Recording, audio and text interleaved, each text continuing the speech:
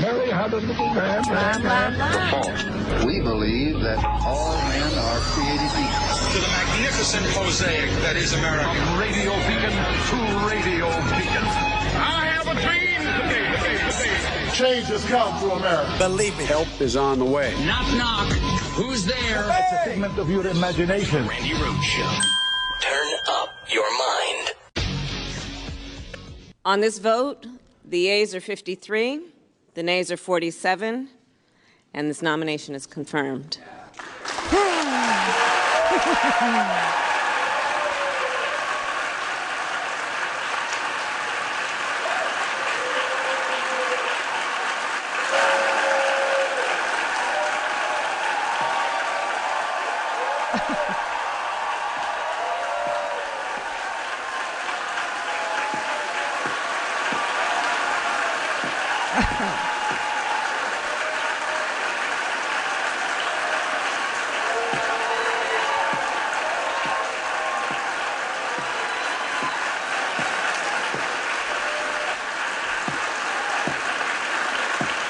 It's a great moment. It's a really, really good one. So Ketanji Brown Jackson was just confirmed. She will be joining the Supreme Court as the newest justice in the summer after Justice Breyer officially retires. She is a justice in waiting, if you will. And this is going to mark the very first time in the history of the United States of America that a black woman will be a Supreme Court justice, and B, that white men will not be the majority on the United States Supreme Court. Woohoo! Every white supremacist nightmare. Oh, it's a Nazi nightmare. Oh, it's a fascist hell. Okay, Proud Boys, nothing to be proud about. You freaking lost. In the battle between good and evil, good has prevailed. It's wonderful. It's really, really great. Marsha Blackburn was very loud no. She was a nay, which is like the only thing I wanted to hear come out of her face because she's a cow.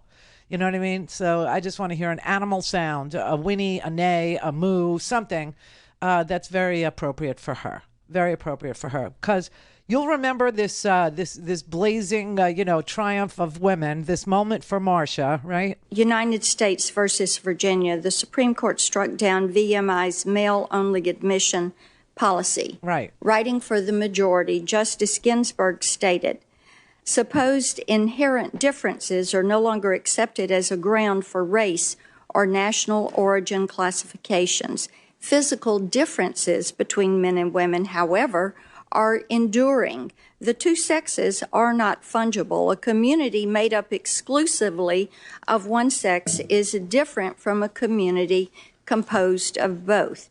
Do you agree with Justice Ginsburg that there are physical differences between men and women that are enduring? Watch this. It's brilliant.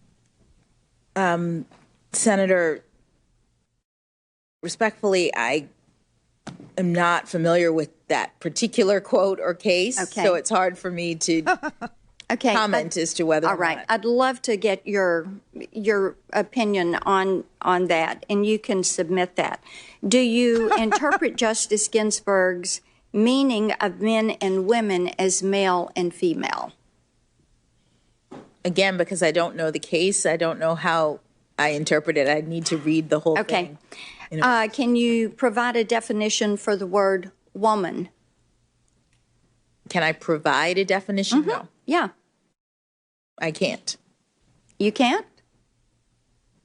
Not in this context. So I'm not a biologist. The meaning of the word woman is so unclear and controversial that you can't give me a definition?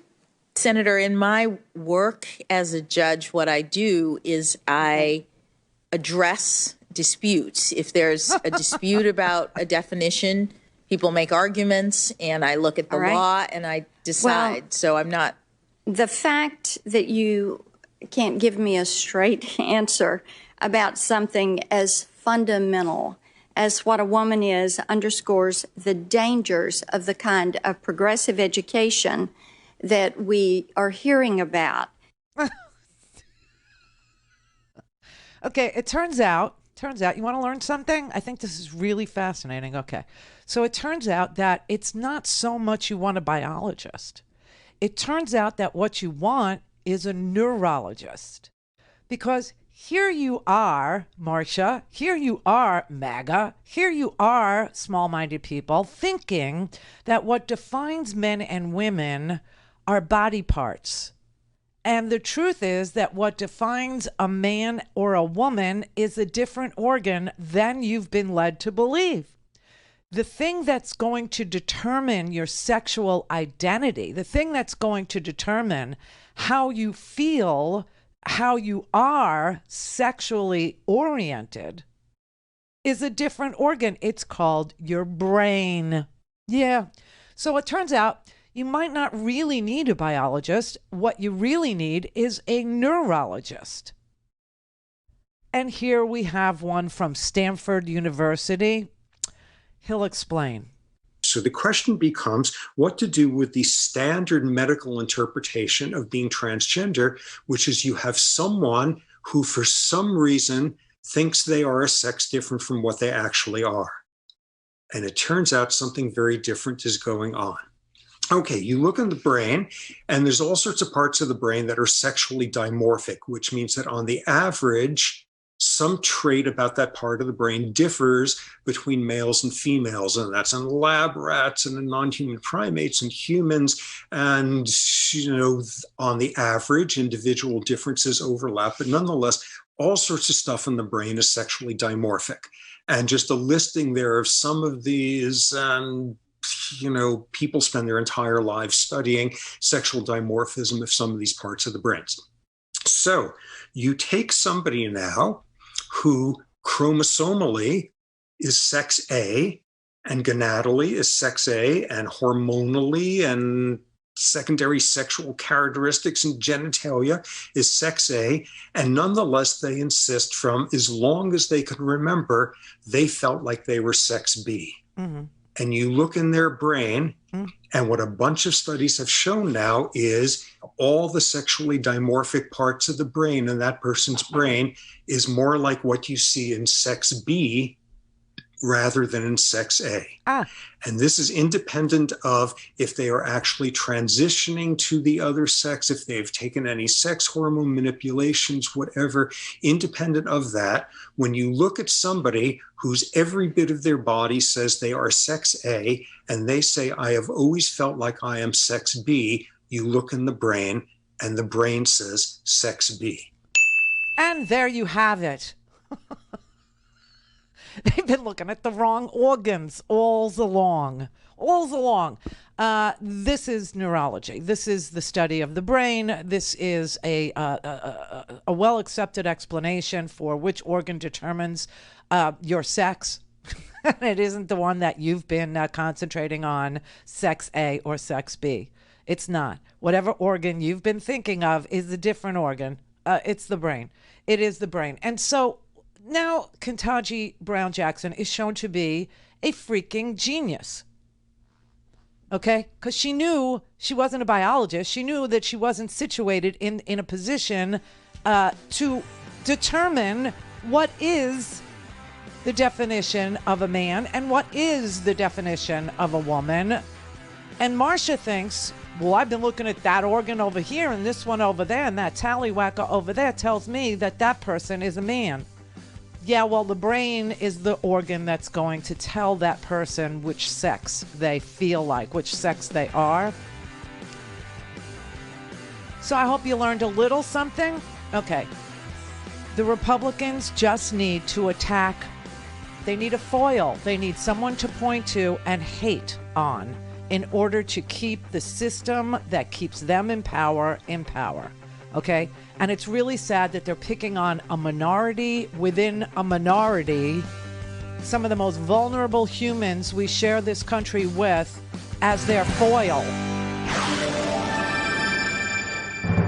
Call in, Connect. To speak to Randi, call 561-270-3844. 561-270-3844. So what we've got here, just finishing up with this, is all of these dimorphic brain regions can say something absolutely different from what your chromosomes, gonads, hormones, etc. tell you. It is not understood yet where this mismatch comes from, but what we saw on all those other slides there is you get mismatches every step along the way. There is nothing resembling sexual sort of binary destiny there. And what we're left with at the end is the medical dogma back when, weird, some people think they're a sex different from what they actually are. What the neurobiology tells us is instead, some people now and then just have the crappy luck of getting stuck with bodies that are a different sex than what they actually are.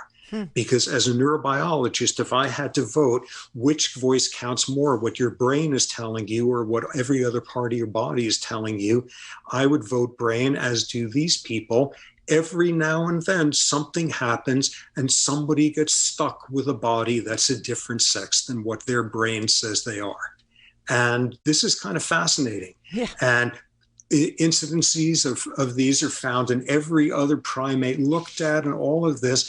And this is not weirdo biology. This is yet another realm in which biology comes on a continuum. There you have it. Robert Sapolsky. You can look up his videos. He's a neurologist. He teaches at Stanford. And you can understand better what is going on when people want to make judgments about a minority of a minority. Some people just have just like he said, the crappiest luck in the world, where from the earliest memory, from the earliest, time, they feel that they are sex B, but their body looks like it's sex A. And that is their lot in life. That is, the short stick. And why we want to make them into an enemy or ban books that would educate kids about other kids. They just did it here in Florida. This is crazy. So, there's a show on TV called I Am Jazz. So Jazz has, transitioned. Okay. Jazz is in the 7th season of this show, Jazz is studying at Harvard now.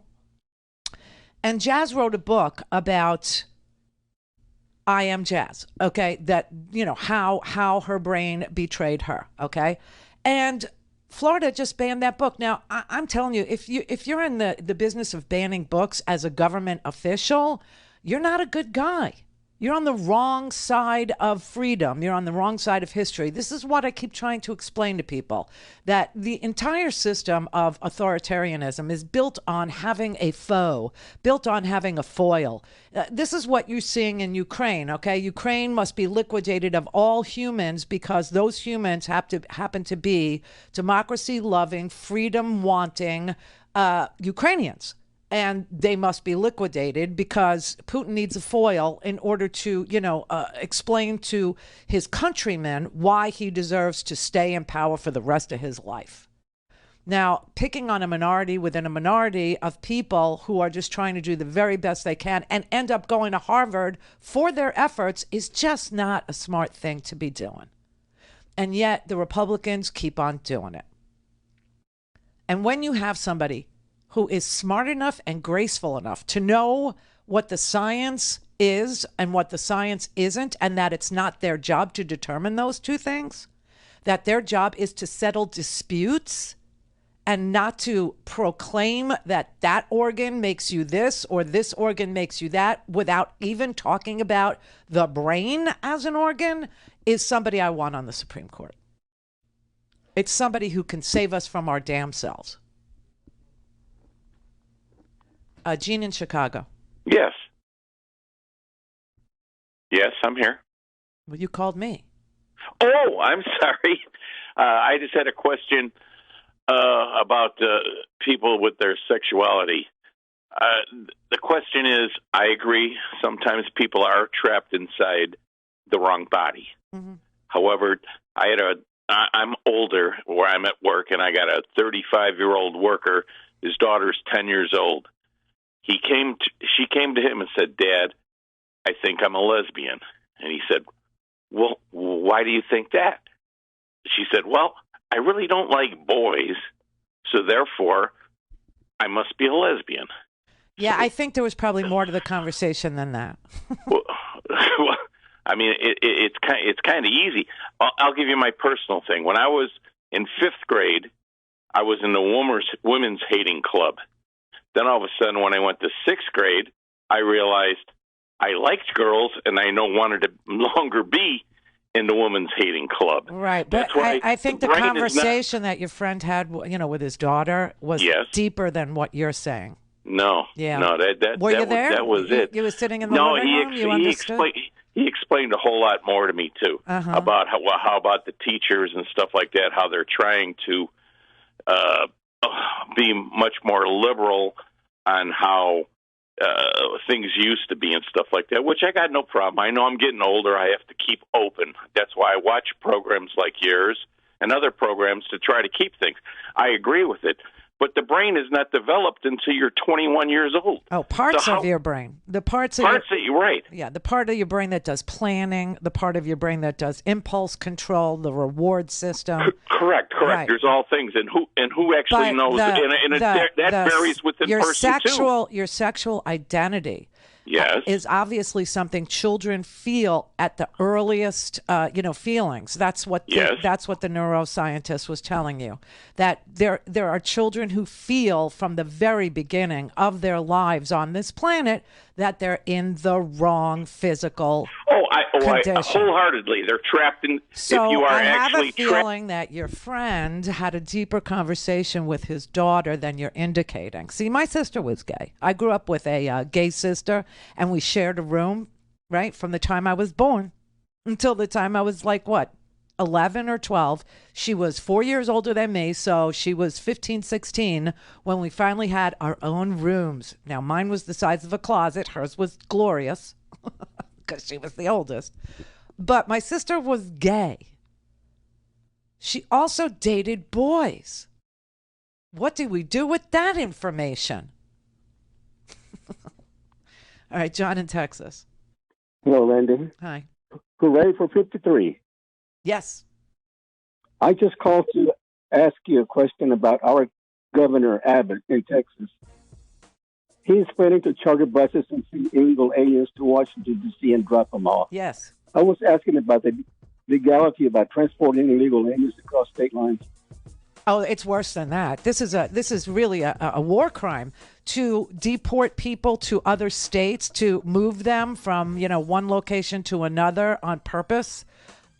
This is what Ukraine is doing. You see, this is another great example of how hatred works to break democracies down, of what can happen and what's happening here. And how, if you look at Ukraine and you count your lucky stars that what's going on in Ukraine is over there and not here, you're missing what is happening here. And what is happening here is stuff like that. Now, when I tell you stories of Ukrainians being shipped across to, infiltration camps, this is that. All things Randi at RandiRhodes.com. Go for launch. Speaking truth to power, the Randi Rhodes Show. Secretary of Health and Human Services, can you define for this committee what is a man? You're looking at one. Great. So you are a man. I like that. Can you tell me, can men get pregnant? Unless you know something I don't, I think the answer is pretty obvious. What is that answer, sir? I'm asking you, is there something you know that I don't know that would say that a man... Well, I'm asking what you know. Can men get pregnant? I'm not aware of it. Okay. Well, Mr. Secretary, materials coming from your department, you've referred to mothers as birthing persons, replacing that title with... Are mothers not persons? Mothers are persons, but it seems to be more inclusive, like you're trying to include another gender in that. I'm all about inclusion, Congresswoman. There you go. I mean, what is this hatred that Lauren Boebert and Marjorie Taylor Greene and Matt Gaetz and Ted Cruz and Rand Paul? What is the actual hatred that they have for the brain? They apparently really hate it. They hate that organ. They're all about other organs. They love to talk about the vagina and the tallywhacker. If you ask Madison Cawthorn, he will tell you the definition of a woman is lack of a tallywhacker. I quote, right? And then she has Javier Becerra in front of her, the Secretary of Health and Human Services, and she wants to ask him about the difference between men and women. See, they think they're onto something. They think that the hatred that they have, spewed against, gays, lesbians, transgendered, is so. It's such a good performer for them that they're going to play this. They're going to play this hate game all the way through to the midterm elections. Lauren, I wonder if you know this, but seahorses, I don't know if she's aware of this, male seahorses, they get pregnant. Yeah, just saying. Nature is a fabulous and fun thing if you know anything about it. This is incredible to me. This is amazing. And the attack is going to include teachers, librarians, other children. Yeah. Everybody is going to, suffer because they found something that they think is so incendiary and so completely, hated by their voters, by their MAGA people, that they're just going to ask every single solitary person in the cabinet or on the Supreme Court or anybody in a position at all that, would qualify them to be questioned by them. What's a man? What's a woman? What's a man? What's a woman? I think you need to hear this one more time, just one more time. So the question becomes what to do with the standard medical interpretation of being transgender, which is you have someone who for some reason thinks they are a sex different from what they actually are. And it turns out something very different is going on. Okay, you look in the brain, and there's all sorts of parts of the brain that are sexually dimorphic, which means that on the average, some trait about that part of the brain differs between males and females, and that's in lab rats and in non-human primates and humans. And, on the average, individual differences overlap, but nonetheless, all sorts of stuff in the brain is sexually dimorphic. And just a listing there of some of these, people spend their entire lives studying sexual dimorphism of some of these parts of the brains. So you take somebody now who chromosomally is sex A and gonadally is sex A and hormonally and secondary sexual characteristics and genitalia is sex A, and nonetheless they insist from as long as they can remember, they felt like they were sex B. And you look in their brain, and what a bunch of studies have shown now is all the sexually dimorphic parts of the brain in that person's brain is more like what you see in sex B rather than in sex A. Okay, so what does that mean, sexually dimorphic? Okay, so dimorphic means that there are certain character traits of, a species, male and female. But what they're saying to you, what this, Dr. Robert Sapolsky, who is a neuroscientist and teaches neuroscience at Stanford University, is telling you, is that sexual dimorphism in the brain means that the structure of the brain in males is usually larger. Okay, the structure of the brain in females is usually, different than in neurochemistry. It's different in size. It's different in how it's structured from sex A to sex B. And he's saying that if you look down and you have a tallywhacker, but your brain is structured the way that a woman's brain is structured, and your neurochemistry is as if it was a female brain, you're going to relate to being a female. You're going to be neurologically a female. And he's saying that this is a minority of situations, but when it happens, the organ that's going to dictate your sexual identity is not your tallywhacker or your ovaries or your uterus or your chromosomes or any other secondary sexual traits. It's going to be your brain.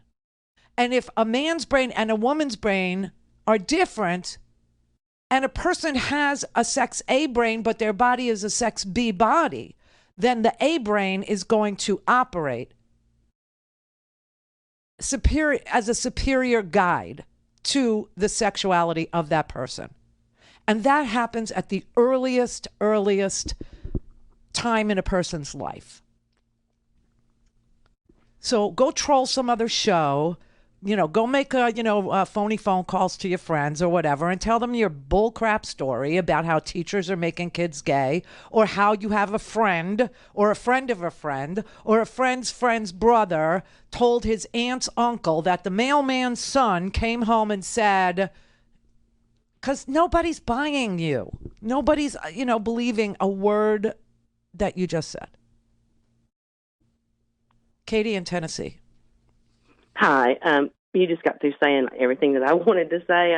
I listened to what he had to say, that man that called earlier. Right. I said, he's a troll. He just trying to make it like, oh, I'm just an average person. Yeah, and I'm trying to be open-minded, and that's why I watch you. I don't watch you. Progressive teachers that are out there trying to convince our kids that there's something that they're not, or, it annoys me so much. Well, I never had a teacher that tried to convince me that I was heterosexual, nor did I see any of my sister's teachers try to convince her of, her bisexuality or her gayness or any other thing that came into her life, and when she was finally, willing to be.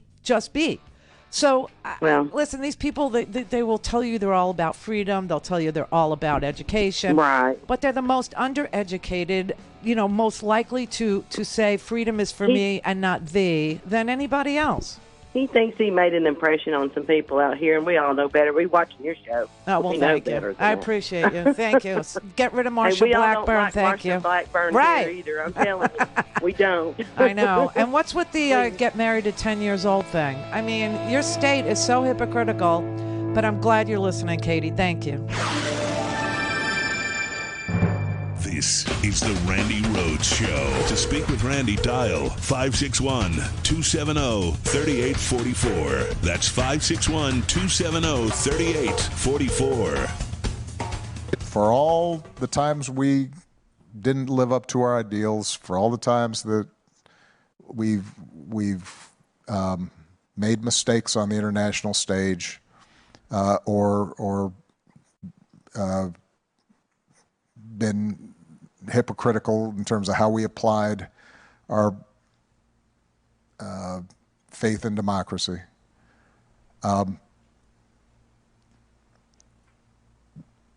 If we get democracy right, democracy is stronger around the globe. And when we don't get it right, or we don't look like we care about it,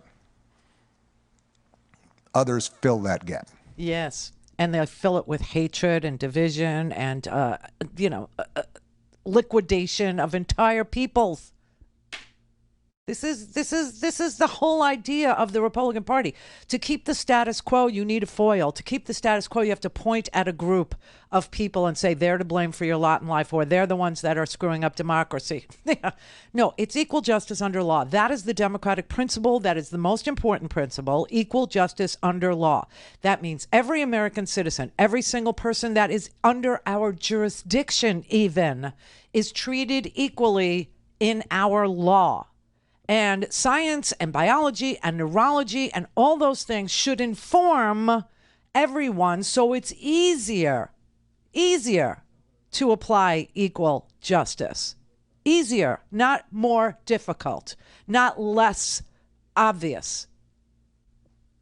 And the more you know, the freer you are. Information has always been the coin of the realm. The more you know, the freer you are. The less fearful you are, the more oriented you are to the world around you, the better the democracy functions, the better the justice works. The most uneducated, poorly informed people are the ones who are the most fearful and therefore prone to try to, be talked into hatred for this person or that group or this religion or that class of people, because it gives them a soft pass. It gives them a pass on having to know anything. And it's really twisted, and it's really reliably true. Sarah in California.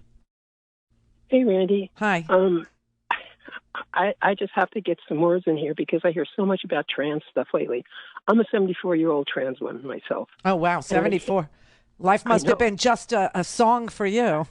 Oh, sure. It's just something that we wanted, and especially in my time growing up, not knowing who I was until Christine Jorgensen came along and all this stuff. This is not something that somebody in their right mind would want to do. Yeah. And the thing that always gets me is they describe you as a body, and especially these religious bigots, it's like, well, is that what your religion's about, whether you're born male or female? Isn't there something called spirit? What comprises us? And anyway, sorry, hormones are a bitch. But anyway, it's like they always leave that part out. That defines our being. Look at Ivanka Trump. Honestly, Sarah, I don't think people even know. I don't even think they understand that structurally brains are going to be different from sex A to sex B.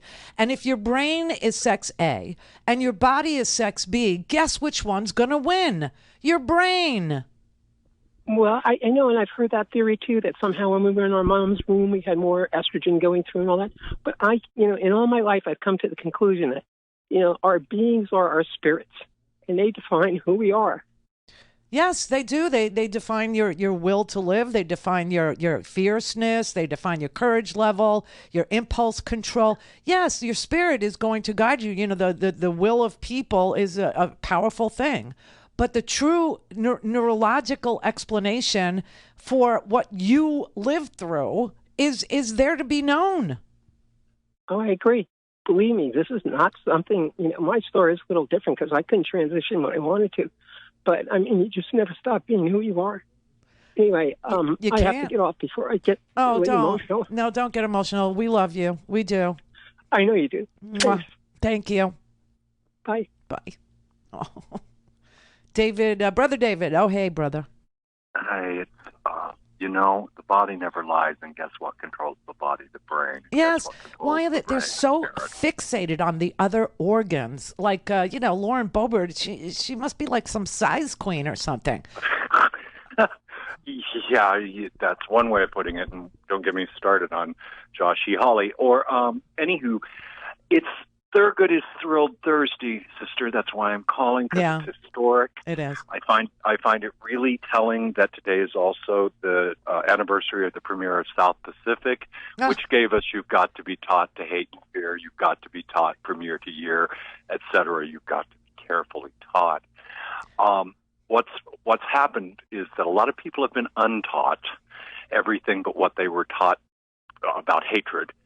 And as happy as I am today, I can see RBG and Thurgood Marshall giving each other high fives in the great beyond. We've just started the fight because you're dead on. This is going to be the primary and the then general election push. It's all going to be on hatred. We saw it in the It always is, though. It always is. They can't govern. They never have anything to bring to the table and say, look, we did this for you, or we did that for you, or we ended a war, or, we gave you a child tax credit, or we did an earned income tax credit, or we expanded Obamacare, or we, are making Medicare for all a reality, or we lowered the price of insulin from $1,000 a month to $35. They don't do that. They never produce. All they do is hate. That's it. And that's the method that they use to keep themselves in power.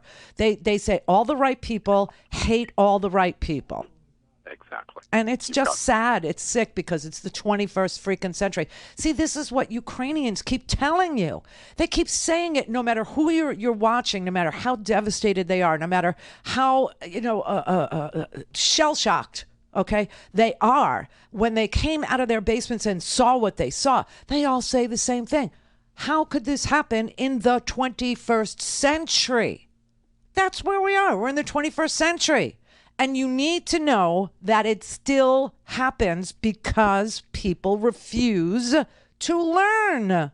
They just refuse to ingest the information that is easily available so that everyone can orient themselves into a 21st century, posture. You can't come at me and tell me you believe in freedom and then tell me that, you need to ban books or you need to liquidate a people. That's ridiculous. Richard in California. Hi, Randy. Hey. The guy that called up, you read him the riot act, so good for you on that. But he really torqued me up because I can tell you right now, I have known I was gay since I was in nursery school. I didn't need a teacher to tell me. My sister is a lesbian. We were both in the closet for a long time. I didn't come out until I was 29. I feel that was a long time. She waited longer. She gave birth to 2 girls, one of which is now her trans son. He has been going to therapy for probably 8 years. He just turned 15. They just started hormone therapy because he has never, ever, ever wanted anything at all to do with girl stuff. Nothing at all. He's always wanted to be in pants, never wanted anything to do with girls' clothing, nothing frilly, nothing at all. And he is so much happier. Now, my sister's mom and that side of the family have really raked her over the coals. Right. They blame her for it. They say that, her mother has asked her if she's happy now that she's distorted one of her kids and that she's disgusting. Yeah.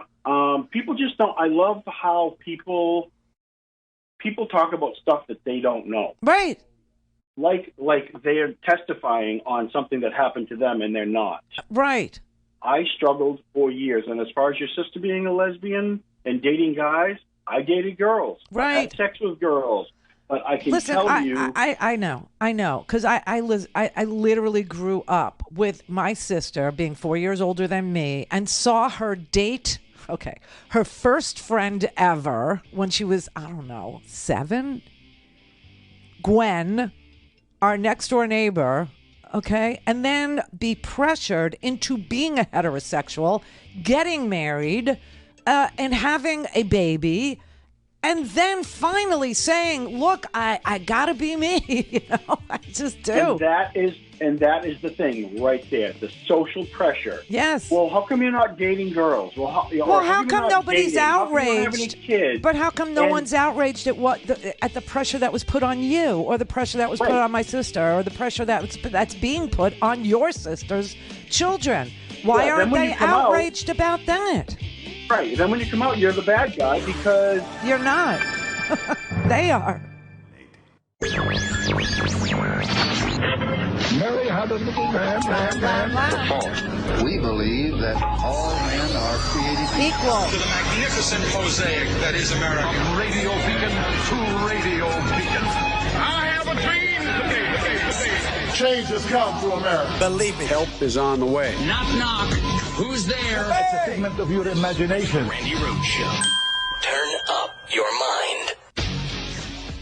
To help local officials whose communities are being overwhelmed by hordes of illegal immigrants who are being dropped off by the Biden administration, Texas is providing charter buses to send these illegal immigrants who have been dropped off by the Biden administration to Washington, D.C.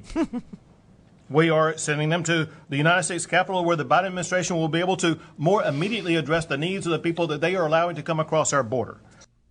Okay, so that is Texas Governor Greg Abbott, who is now literally saying that he's going to participate in a war crime. Yes, forced relocation. Yeah.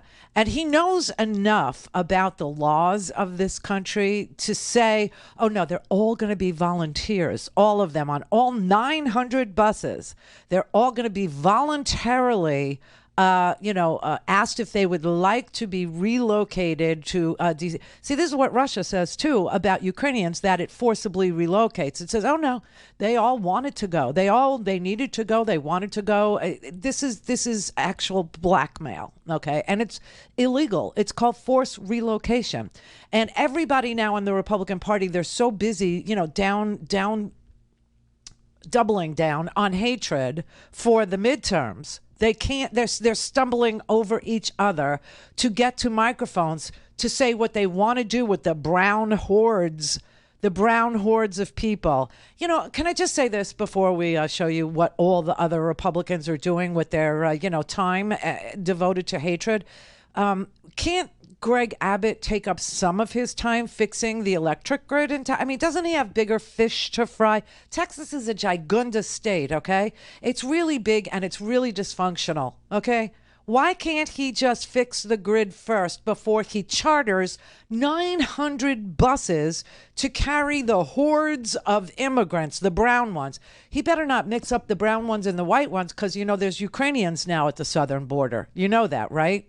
Don't mix up your brown ones with your white ones. You're going to peeve the people that you want to vote for you. Be very careful. Be very careful with who you're going to forcibly relocate. 900 buses. Don't you have a stupid wall to build or some such thing? I mean, it's Texas, right? Okay, so let me show you. This is Dan Crenshaw from Texas. Here's his idea about what to do with the hordes of brown people. So Governor Abbott has a good idea. He's going to take a bunch of charter buses and send them to D.C. I like the sound of that. Now, he says he's going to send them to the U.S. Capitol. I would kindly ask the governor to also consider sending them to Kamala Harris's house. The vice president's house is in the Naval Observatory. Perhaps send them there because, look, Kamala Harris has forgotten she's the border czar. So maybe if you put some busloads of illegal immigrants right in her backyard, I mean, there is a wall there, so they're going to have to figure that out. But put them there so she can finally start paying attention to this crisis at our border. So Kamala's house has a wall that's so insurmountable for Dan Crenshaw that we'll have to figure out what to do with the brown hordes. Don't mix the white hordes. Don't mix the Anglos. Don't mix. Don't mix the Slavs with the Latinos. Don't do it. You'll peeve people. You'll piss them off, Dan. But I thought they built a wall. Did I miss something? Did the wall not get built? Okay, that's Dan Crenshaw. Here's our governor, just so the people who are calling me today from Tennessee, saying, hey, Marsha Blackburn, we're not responsible for her. I'm not responsible for Ron DeSantis either. But here he is about what he wants to do with immigrants. If Biden is dumping people, which he has dumped people, they fly him in at 2 a.m. They haven't done it lately, but they did it many months ago. They haven't done it lately. We now have money where we can reroute them to sanctuary states like Delaware, and we're going to do that to make sure that we're keeping people safe here. Okay, so the premise that Biden has dumped people or that the president is, I don't know, doing something.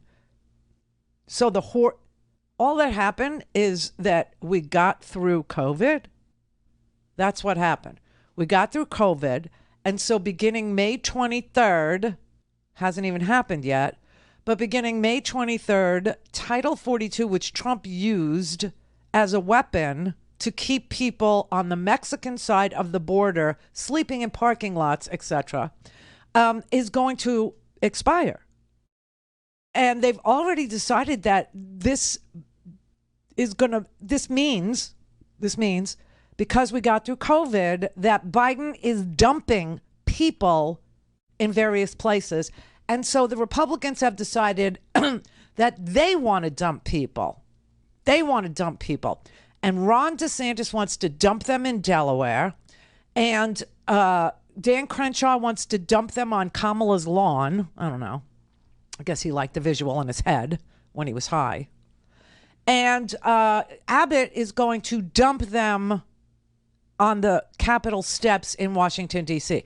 Now, can I just explain to you that Poland, little teeny tiny Poland, that was going literally way into white supremacist ideology and an illiberal government, really. They were going, down that autocratic road. And this Ukraine thing just snapped them out of it, woke them up. They now get it. They now understand why hatred is such a dangerous tool, okay?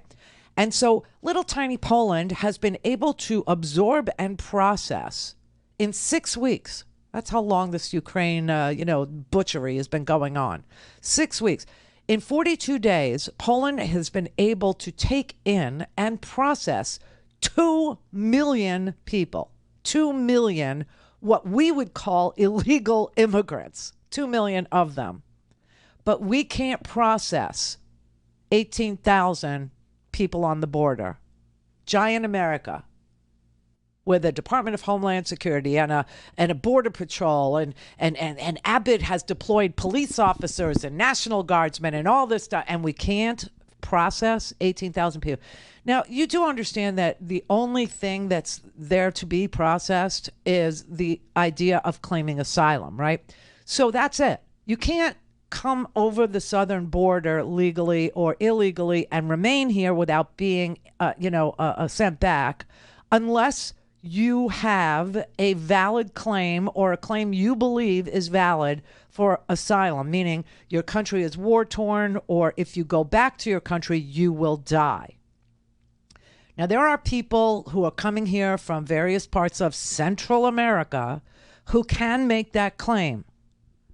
And so we need to actually process them so that they can make that claim and we can hear that claim.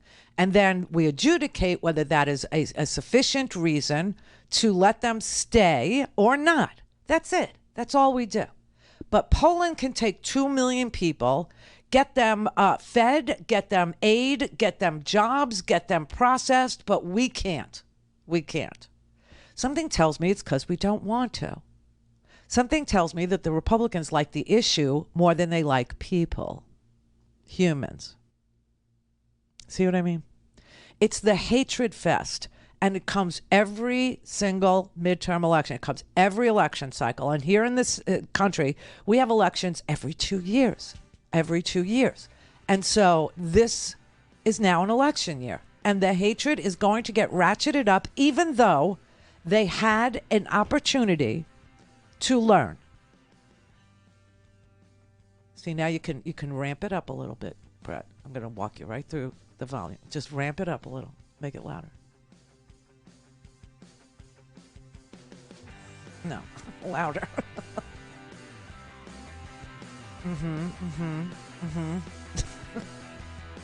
Anyway, you understand that they've learned nothing, and they will never learn anything, because hatred is a wonderful producer for them, especially racist hatred.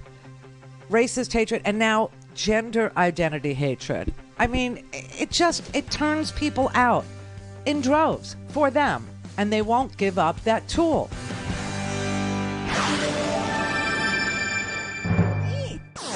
All things Randi at RandiRhodes.com. Go for launch. Speaking truth to power, the Randi Rhodes Show.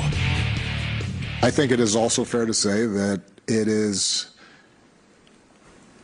a bracing reminder for democracies that had gotten flabby and lazy,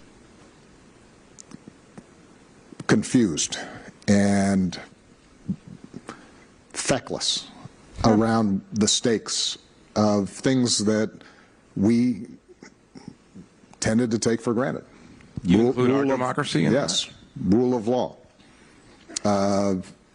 freedom of press and conscience, independent judiciaries, making elections work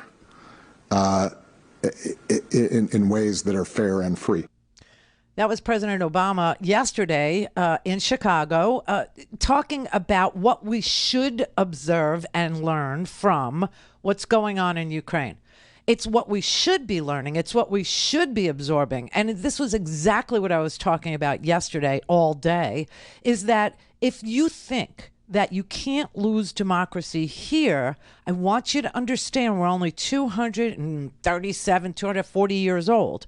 We are young, although extremely successful democracy in that we have gone through booms and busts and industrial revolution, and we've gone through World War I and World War II, a civil war on our soil. All kinds of injustices have been righted. Some still need to be addressed. Some still are works in progress, but they're works in progress. To stop the progress, all you need is a whole bunch of haters, a whole bunch of bamboozlers, a whole bunch of autocrats, a whole bunch of dictators, a whole bunch of ignoramuses with microphones on cable channels and on social media channels telling you who to hate and you buying into it.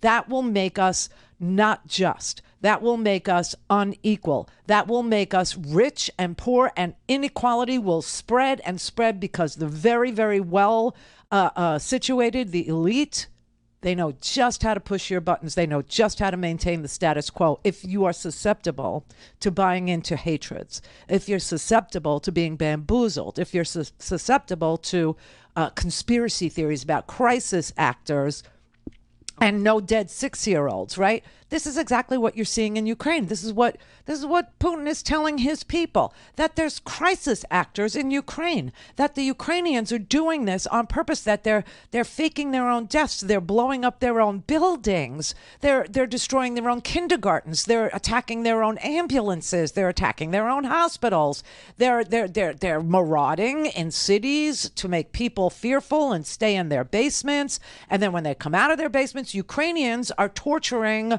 other Ukrainians and raping Ukraine.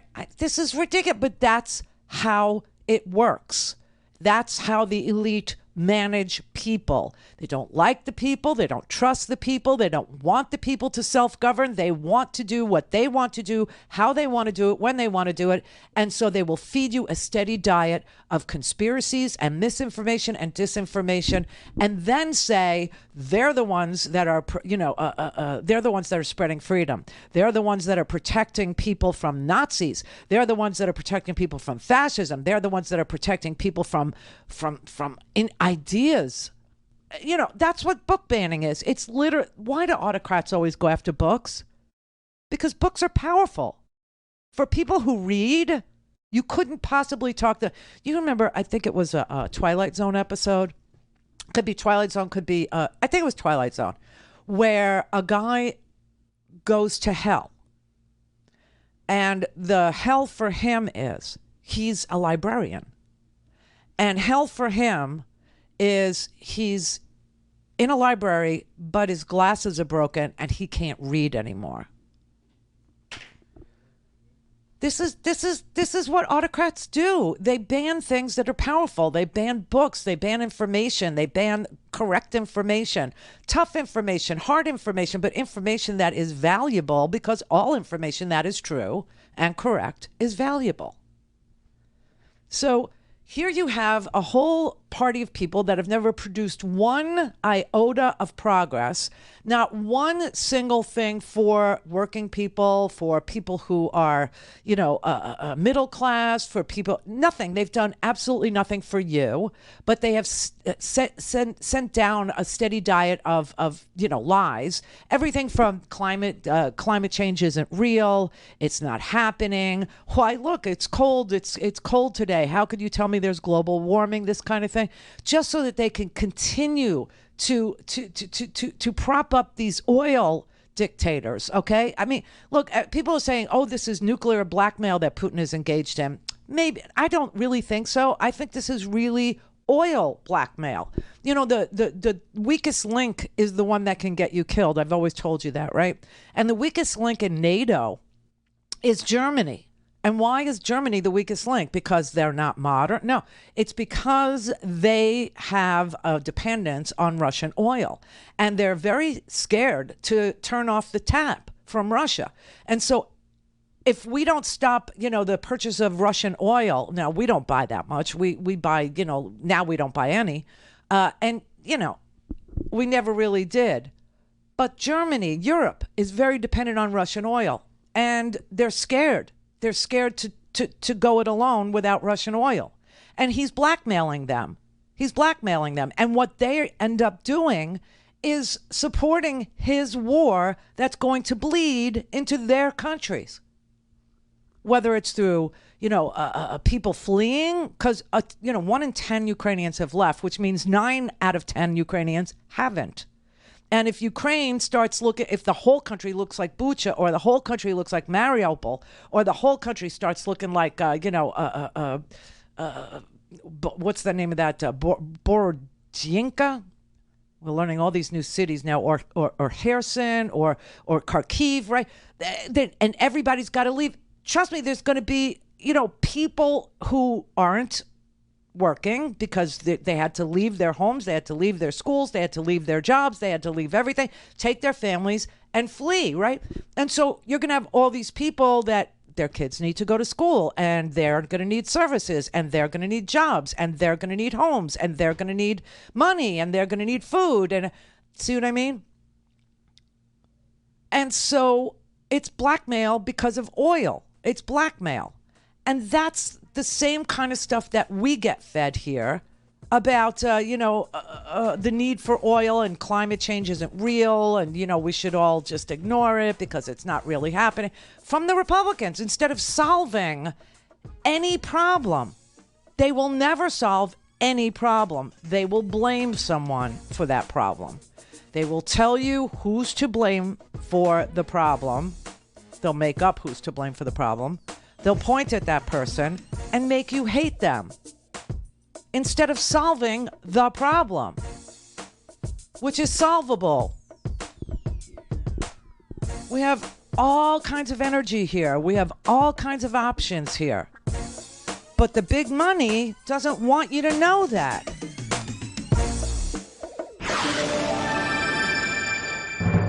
Call in, connect. To speak to Randi, call 561-270-3844. 561-270-3844. It's been completed.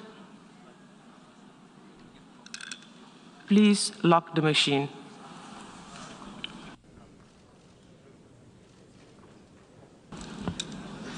The result of the vote is as follows. In favor, 93. Against, 24. Abstentions, 58. Oh, my God. Draft resolution A/ES-11/L4 is adopted. Got like 82 really screwed up countries on this planet. You know what that was? That was the UN vote to kick Russia off of the Human Rights Council. As if Russia belongs on the Human Rights Council as they're torturing people and liquidating an entire national population simply because they exist on land that Putin decided he wants. So you had 24 countries vote to keep Russia on the Human Rights Council, and 58 countries that just couldn't choose a side. They just couldn't. The 24 countries are a real bastion of democracy, just so you know. The 24 countries that are with Russia and want Russia to stay on the Human Rights Council are, in alphabetical order, everybody, Algeria, great, Belarus, that's the oldest dictator in Europe. Bolivia, Burundi, Central African Republic, China. Yeah, so because China really believes in, democratic principles. China is a surveillance state, a communist surveillance state that literally puts people, like to the tune of 1 million of them, in re-education camps for their religious beliefs. Swear to God. It's the 21st century. China, Congo, Cuba, North Korea. Hey, let's be more like North Korea. Let's be a hermit state. Eritrea, Ethiopia, Gabon, Iran, Kazakhstan and Kyrgyzstan, Laos, Mali, Nicaragua. Hello. Russia. Russia gets to vote on Russia. Russia gets to vote on whether or not Russia is committing human rights violations. Yeah, it's just like the UN is totally broken, okay? Tajikistan, Uzbekistan, Vietnam, also communist, by the way, and Zimbabwe. These are the countries that voted with Russia to keep Russia on the Human Rights Council, to be the arbiters of human rights in this world. Oh, my God.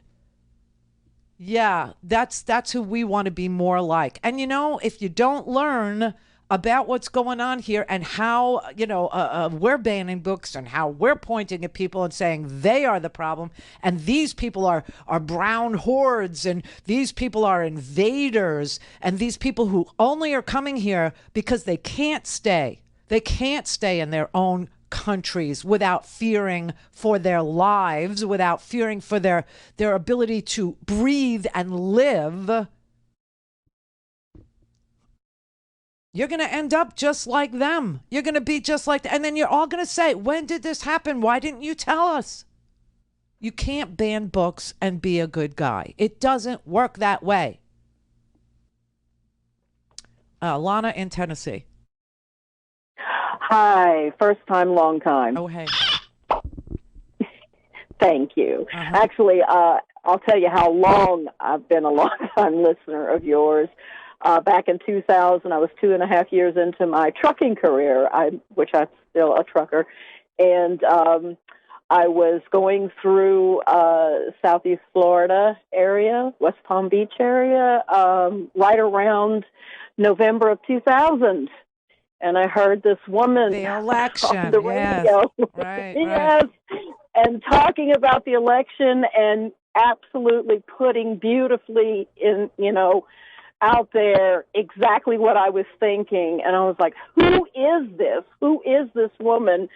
And it was you. And then I made it my mission to follow wherever you were. Oh, that's sweet. To try and find you. And I, and of course you were on Air America. And then when that was taken off, I was just despondent. And then and I recently found you again on your current incarnation show. Incarnation of your show. Yes, thank you. But what I called you about was I got an email last week from Marsha Blackburn, which I do live in Tennessee. I live in Chattanooga, as a matter of fact, but I'm a registered Democrat, lifelong registered Democrat. So I'm not really sure how I got on her email list, but I got on it. And it was an email, her touting how we really needed to support her in her fight against the Biden administration for their abysmal failures with the whole Ukraine situation, and going on and on and on about how we need to, provide more support and blah, blah, blah. And I sent her an email back and I said, that's really rich coming from somebody who's been nothing but a Putin apologist right along with Trump. She was even in Helsinki with Trump, standing right there behind Putin. And then, and I just went off on her, scathing email. And then the next day I got an email back saying, thank you so much for sending us an email, and we're so glad you're engaged. And clearly they didn't read it. And so then they put me to her website to have a direct email go to her that she might actually read. And I was trying to compose it, but I just briefly read the first part of her website, and it's all about how she's fighting the good fight with all these anti-LGBTQ laws, these trans laws, banning books in schools to here's the thing that you can do in justice. Oh man, you're piercing my ear. So I'm sorry. Sorry about that. Okay, so you want to keep it brief because they're never going to read a wall of text like a really long letter. Just tell her to stop being the party of subtraction and add something to your life. That's it. That's it. Absolutely. Yeah, just tell her, I know what you're against. What are you for? Because I can't figure out what they're for, except for hatred and demeaning people and bullying people and trolling people and taking rights away from people. I cannot figure out what they're for. They were against the COVID funding. They were against food assistance. They were against a child tax credit. They were against funding for states and cities to pay police officers, right? The American Rescue Plan was all in there. They voted against infrastructure spending. She voted against the most brainy Supreme Court justice that we've had lately. Right. Oh, So ask her. Just her, and all she did was embarrass herself. She's embarrassing. Just so horrific. So what I'm saying, and then don't even get me started on her whole work on the abortion laws, and oh Lord. That's what I'm saying. Horrible. Just say, we know what you're, stop being the party of subtraction, and tell me what you're adding to my life. I want something added. What's the value added that you bring, Marcia? This is the Randi Rhodes Show. To speak with Randi, dial 561-270-3844. That's 561-270-3844. So if you guys oppose this law that bans classroom instruction about sexual orientation and gender identity in K through 3, does the White House support that kind of classroom instruction before kindergarten? Do you have examples of schools in Florida that are teaching kindergartners about sex education? I'm just asking for the president's Well, I think that's a relevant question, because I think this is a politically charged, harsh law that is putting parents and LGBTQ plus kids in a very difficult, heartbreaking circumstance. And so I actually think that's a pretty relevant question. Thank you, Jen Psaki. Peter Ducey. Well, so if you're not for banning the teaching of sex education in K through 3, are you for teaching it before kindergarten? That was his question. And her answer was, tell me where they're doing that. Tell me where we're teaching sex education to K through 3. Tell me where in Florida that's being taught. Because what you got here is a solution to a problem which we don't have, which is what they keep doing. That's the whole thing about voting rights, too. They're going to solve a problem that we don't have. That's the thing about processing people who are coming here seeking asylum. We can't process them. That is a problem we don't have. This thing about transgender, people being a threat to you or your way of life, that is a problem we don't have. We have never had that problem, and we have always had people of various sexual orientations, and we've never had that problem. You know who made it a problem? Hitler made it a problem. Hitler went after gay people, and Putin does it too. There is no room in Russian society for being lesbian, gay, transgender, bisexual. There is no room in that society for acceptance of who you are, period, because that's what autocrats do. Why do they do it? So that you hate all the right people. Wolf in Philly. Hi. I've listened to you for quite a while. I haven't called in a long time. So anyway, I'm a trans male. I transitioned like 30 years ago when it was considered to be transsexuals. And what I was going to talk about was when I do my talks, I usually correlate left-handedness with being transgender, because I always knew I was left-handed, as much as I always knew that I was transgender, well, transsexual.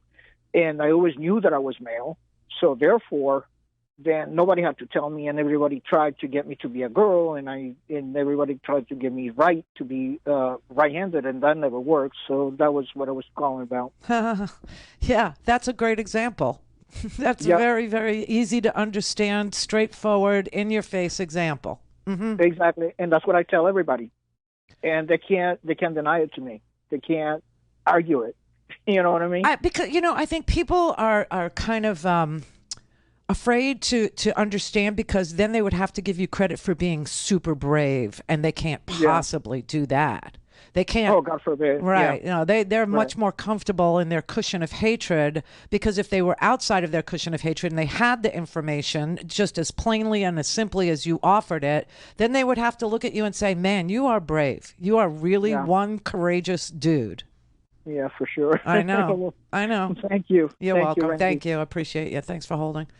Jacqueline in San Francisco. Why are Americans so gullible? Why are we so willing to believe conspiracy theories? I'm a psychologist and a teacher. I'm sorry. Let me just give my theory about this. It's religion. It's evangelical religion. Every single problem that we have, racism, denial of climate change, homophobia, can all be traced back to the Old Testament, mostly, which is preached and fed in the mother's milk of infants, and just continued. And that is the ultimate conspiracy theory. Can I disagree with you? Go ahead. Okay. Because in the old Soviet Union, there was no religion allowed. Religion was banned. It was prohibited. And still they committed atrocities. And they literally, identified people as being, dangerous because of their sexuality. They identified people as being dangerous because they wanted to believe in something bigger than themselves. So I can't trace it all back to religion. What I can say is that if religion supplants the law of man, if, religion is going to be the guide by which we try for equal justice under law, we will fail. Don't you think Stalinism was a religion? No. Stalin looked at it was. He was the god. They used the religion to make their own religion out of it to brainwash people just as much, but they themselves were the god. Well, religion is something that people can choose or not choose, but the law is something that man makes and you live by or you pay the price. You don't have to live. You can't choose. You can choose your religion. Of course you can. Yes. If you are brought of course up you in can. a community, of course you can. If you are brought up in a community where the only thing that you have is the church and the 7-Eleven, why do you assume? Library, why do you assume that the only thing that you would have is religion? Why can't you have a full life that includes religion? I don't understand it. No, I'm not saying you can't. I myself am a person of faith. But I don't take everything in the Bible literally. Well, that's what I'm saying. I'm saying we don't live by the laws of the Bible. We live by laws of man. We live in an age of reason where there is a law of man. It's called the codes, right? We have federal codes, state codes. Everybody knows what the law is, or they at least know the laws that matter. You can't murder somebody. You can't steal from somebody. You can't embezzle. You can't, take foreign money in a campaign, right? But we have a very tough time enforcing laws equally. So we end up in a situation where people just feel like the laws of man don't work because if you're president of the United States or if you're Vladimir Putin and you're committing war crimes, there just doesn't seem to be a court that will hold you accountable. So there's the problem. The problem is they have made themselves it has God. nothing to do with religion. Oh, I disagree. Okay. I disagree with that. Okay. Well, I'm telling you, it's not the problem that's brought to us by virtue of people believing in something bigger than themselves. The problem that we have is that if you are elite enough, if you can afford, to defend yourself, you can delay to the point where you'll never be held accountable. If you're the head of a state, there is no court with which to hold you accountable for the wholesale slaughter of humans. There's just no court for you. That's the problem. That's not a function of religion. That is a function of a failed system of justice. Okay, you and I live by the laws of science, reason, and the judiciary. But the people who are running our country, more and more, are people who live That's not by true. the laws. That's not true. Okay. They're not. They're not making you live under the Bible. Okay. They're trying. They're trying. They're not trying. Okay. They're not trying. They're selling hatred is what the Republicans are doing. They're for absolutely nothing. And so all they do is, tell you that who's to blame for your lot in life instead of solving your problem. The problem that we have, the problem with the dissatisfaction that we have and the lack of faith in our justice system, in our system of laws, is that they're not equally applied. And as long as that's the case, where if you're elite enough or if you're situated in a position of money, then and you can't be held accountable for. Listen, we have Donald Trump dead to rights. He's on a freaking taped phone call asking a Secretary of State who is in charge of elections in Georgia to rig an election, and he's not in jail. And people because there's no court that will hold him accountable. This is the problem that our justice system has. Well, it has nothing to do with religion, my friend. Well, It has nothing to do with religion. It has to do with the amount of injustice that is built into the system. Where do we bring Vladimir Putin? How do we get him out of Russia? You can't try somebody in an international court in absentia, right? So does that mean that there's justice available for a guy like Putin? Is there justice available for a guy like Trump? You know, you hear Trump on tape doing illegal things, and yet we can't get him to be held accountable because our system has holes in it, because it's not, I don't want to say bulletproof, but it isn't applied equally to all. And that's the problem. That's why people get so unhappy. That's why people rebel. That's why people say, I don't have to follow the law because he doesn't have to follow the law. Or, you know, it's ridiculous. And this man who is on tape breaking the law, who is on tape trying to overturn an election, is going to run for president again. And if you think that that's not a problem to solve, you can't just blame it on religion. It has nothing to do with it. Mary had a little man. The fault. We believe that all men are created equal. To the magnificent mosaic that is America. From radio beacon to radio beacon. I have a dream today. Change has come to America. Believe me. Help is on the way. Knock, knock. Who's there? It's a figment of your imagination. Randi Rhodes Show. Turn up your mind. On this vote, the yeas are 53, the nays are 47, and this nomination is confirmed. All right. Okay. Wow.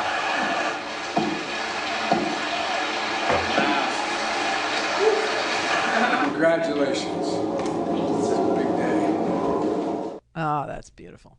So that's what it looked like from the White House yesterday as the Senate confirmed Ketanji Brown Jackson to the Supreme Court. Now, of course, you know, she's a justice in waiting because Breyer hasn't retired, and he will retire this summer. So she will be on the court once oral arguments begin for the next term of the Supreme Court. But, I mean, it's just a beautiful thing. It's an amazing thing considering what we've all been through. Okay, watching, Kavanaugh and Amy and Gorsuch and hearing nothing for Merrick Garland, nothing for Obama's pick. I mean, we have suffered so hard on Supreme Court justice nominations, confirmations, that it is especially wonderful to see not only that a confirmation could and should and did happen, but that it was a historical pick and that it was, there were, three Republicans, Trace, yeah, there were three. It was Romney and Collins and, Murkowski. But the amazing thing about her is, no, she's not going to change the balance of the court. I can't even imagine, if she was going to change the balance of the court, what kind of moronic questions Marsha Blackburn would have asked her. I mean, we don't even know if she likes beer. We don't even know. Nobody asked her, do you like beer? What do you drink? How drunk do you get? When do you drink? When do you smoke? When do you snort? When do you shoot? We didn't even get there. We didn't get there because she's not going to change the balance of the court. The court's still going to be 6 conservatives and 3 something not conservative, because we don't know exactly where on the spectrum she will be, and playing that guessing game is not a fruitful endeavor, right? It just isn't, because when you look at Anthony Kennedy, who was put on the court in 1988 and nominated by Ronald Reagan, you would think he would have been, Kavanaugh. You think, he would have been defending Squee or some such, but no, he turned out to be pretty liberal. So you never know, but I will say that her life experience, her real-world knowledge, her meticulous opinions, her careful consideration of the law, her personal experience as a human being is something of such great value and beauty to this here country that it's kind of hard not to celebrate what just happened in the at the White House today. I mean, she gave an amazing speech. I hope you saw it. I don't know if you saw it or not. I'll just play you a couple clips from it because it was not just historical. It was really, really moving and heartfelt and, just beautiful. Here's As a point of personal privilege, I will share with you, Judge Jackson, that when I presided over the Senate confirmation vote yesterday, while I was sitting there, I drafted a note to my goddaughter. And I told her that I felt such a deep sense of pride and joy, and about what this moment means for our nation and for her future. And I will tell you, her braids are just a little longer than yours. But as I wrote to her, I told her what I knew this would mean for her life and all that she has in terms of potential. So indeed, the road toward our more perfect union is not always straight, and it is not always smooth, but sometimes it leads to a day like today.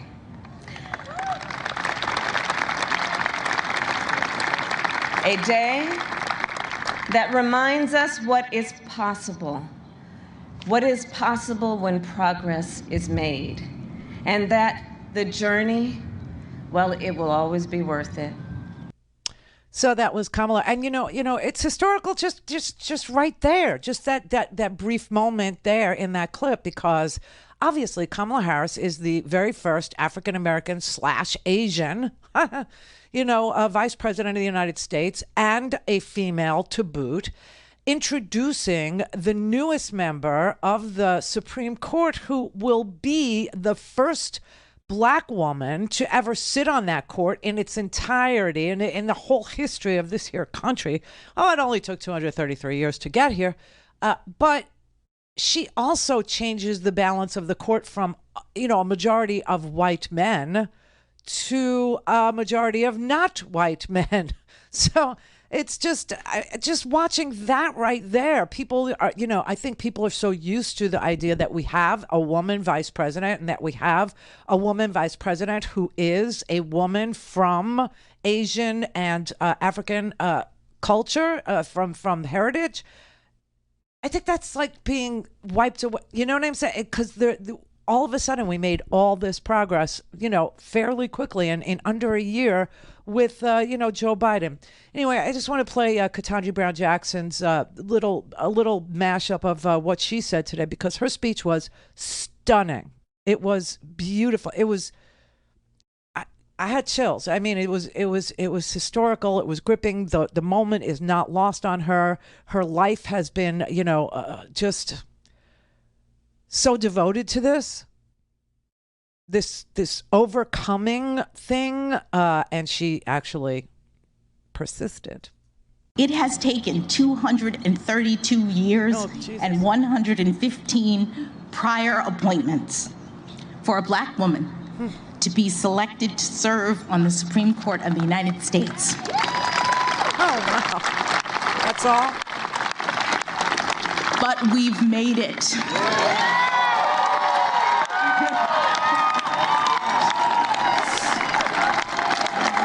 We've made it, all of us, all of us.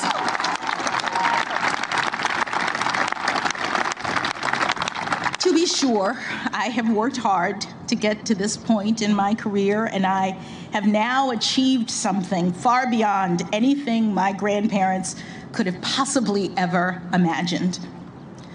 But no one does this on their own.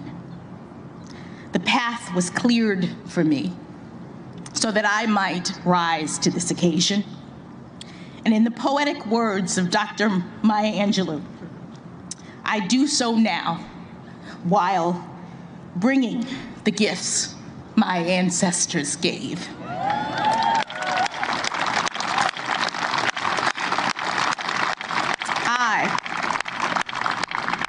I am the dream and the hope of the slave. That got to you, didn't it? Yeah. I hope you saw it, but you needed to see it, so I wanted to make sure you saw it. It's just so, despite all the ugliness of the Senate Republicans, She's going to be on the Supreme Court for decades. Decades. And the ugliness will be around forever. All right, just... You got to find pleasure and joy in this world wherever and whenever you can. And this actually was very joyous. It really was. It's just an amazing thing. I mean, getting through the entire, confirmation, it was almost as bad as getting through the entire Trump era. Do you know what I mean? You just have to stick it out and deal with the crap. And yes, the crap, by the crap, I mean Josh Hawley and Marsha Blackburn and Ted Cruz and Mitch McConnell. Amazing. Just really beautiful. Just, it's worth it. The fight. Why do you fight so hard? Because it's worth it. That's why.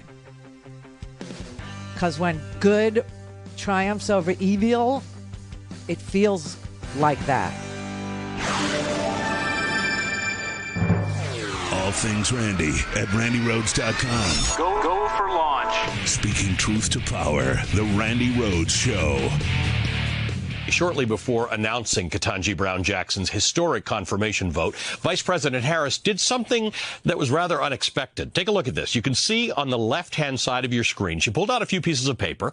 It turns out that was vice presidential stationery, and she proceeded to hand it over to the only two black Democrats in the Senate, Senators Cory Booker and Raphael Warnock. Apparently, the vice president told them she had an assignment. She wanted each of them to write a letter to a young black woman in their life as a way of commemorating this date in history. Senator Raphael Warnock has shared the letter that he wrote. It is addressed to his daughter, Chloe, and it reads, "Today we confirmed Ketanji Brown Jackson to the United States Supreme Court.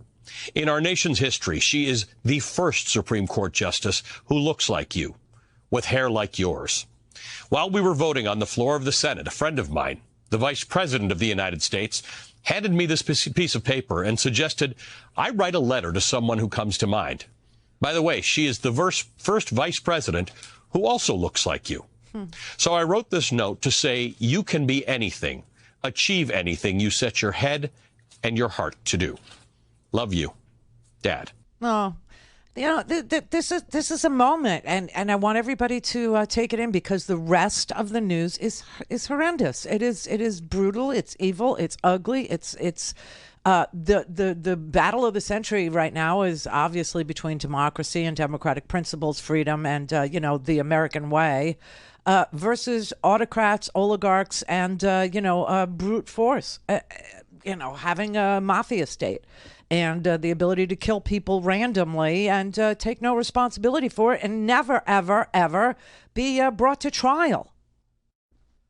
So when you see somebody who has dedicated her life to a fairer criminal justice system, go all the way and get to the Supreme Court of the United States of America looking like she looks and being who she is, you need to take a moment and say, maybe we can do this. Maybe we can get there. Maybe we can bend the arc towards justice. Maybe we can fix what's wrong. Maybe we can make things better, not just here, but we can model things, that are better around the world, so that we have, and I'm going to say it this way, more Ukraines, meaning more people willing to sacrifice everything for the idea of freedom, for the idea of democracy, for the idea of being independent, and for the idea of equal justice under their law.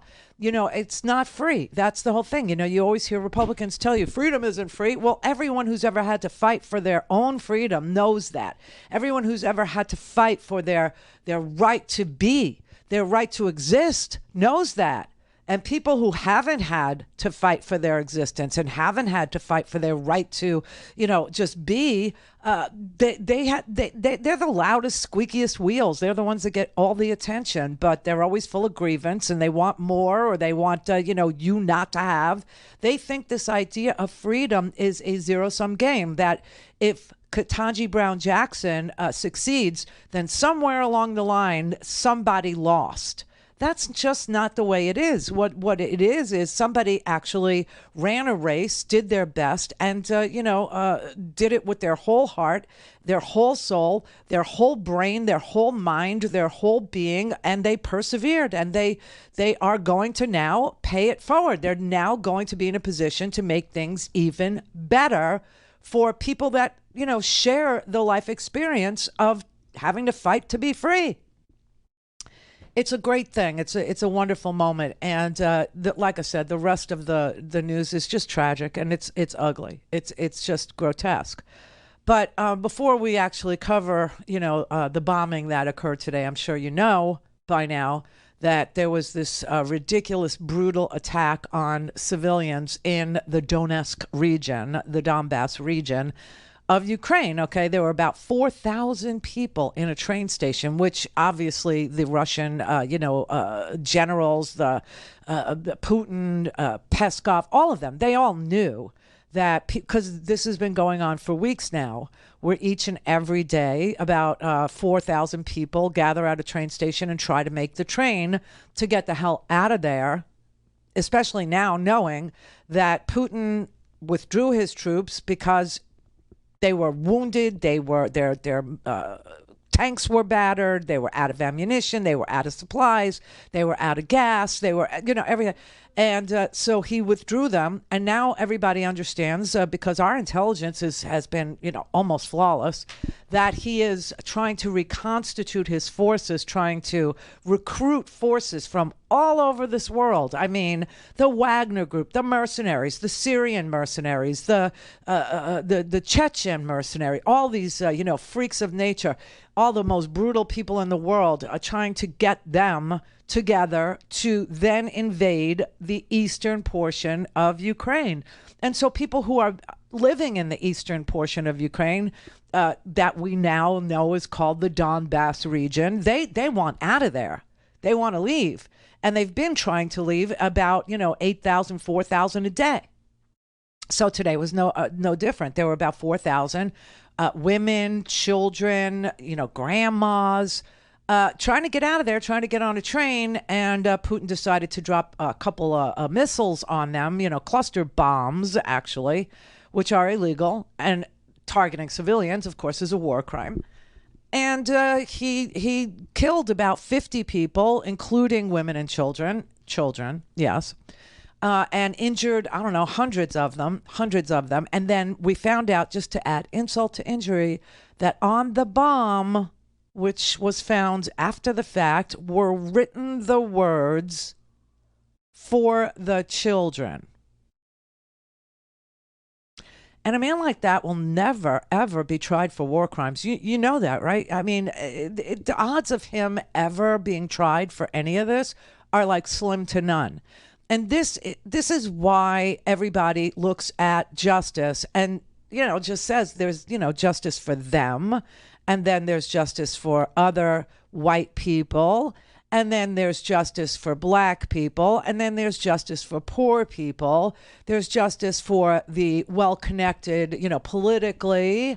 There's, and that's just wrong. I mean, that is so, it's so heinous. It's so those are the holes in our system that we have to work every single minute of every single day to try and plug up, so that there is obvious punishment that happens when people do what he's doing to innocents. They knew the train station was full of civilians. They knew exactly what their target was, and they did it anyway. And by them, I mean the Russian elite. I mean the Russian autocrat, the Russian, dictator, the Russian demagogue, And he ordered it, and it happened, and there's nothing. There's really nothing that will happen to him, and living knowing that is difficult, and that's why when you see an arc bending slightly toward justice, you have to take a minute and say, that's the step in the right direction I was hoping for. Call in, connect. speak to Randi, call 561-270-3844. 561-270-3844. The fact is, what we should be doing, we talked about the Supreme Court. I'm looking forward to making sure there's a black woman on the Supreme Court to make sure we, in fact, get every representation. Not a joke. Not a joke. I pushed very hard for that. Not a joke, Senator. Not a joke. Literally, seriously. But he did it. And yeah, he did. There was a hue and cry raised about this, right, at the outset, which I think kind of went away when the actual nominee came. But what do you think about the arc of that pledge to delivering on it to having this day? Well, the pledge to me said simply this: there have been not just now, but generations of black women that were more than qualified to be on that court, probably more qualified than some people that got on that court. Yeah. But for generations, they saw a sign that you need not apply, you will not be considered. But this was a president acknowledging we have a depth of talent in many sectors, and I'm going to change history here and reach deep into the well of talent of black women and affirm the truth, which he did. He succeeded in showing America about how spectacular of talent we have in the black community, amongst black women. And so it was a great moment on a campaign, a la Ronald Reagan, who did that by announcing he would do a woman during a campaign, but even more so that Biden followed through on it and made such a transcendent selection. Yeah. Why did it take so long for you to just say, that's right, promise made, promise kept? I don't know why.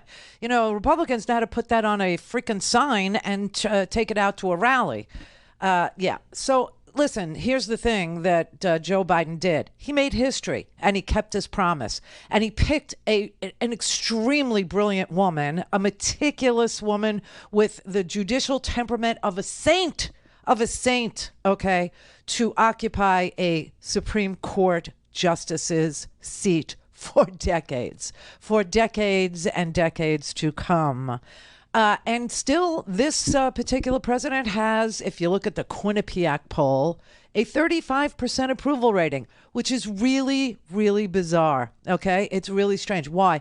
I believe it's because he's not entertaining, because he's not running around screaming incendiary things and cursing on stages and threatening to start his own social media platform, which, by the way, I don't know if you've seen what happened. I'll just ask you, what happened to Trump's big Truth Social? Now, if I was going to translate that into Russian, you know what the word for truth is? You know what it is? Pravda. Yeah. Interesting, isn't it? Anyway, the whole thing tanked. And, this was one of those special organizations that was created as a shell company just to funnel the money. And, there's people waiting and waiting and waiting. No one can sign up and nobody can, exchange their The whole thing is it was a scam. It was another fraud. It was another ruse. It was another fundraiser. It was another way for him to steal from his own supporters. And yet we have a president who got the unemployment rate in this country down to 3.6%.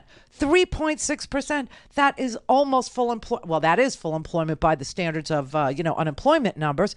It's like the lowest unemployment number since 1968.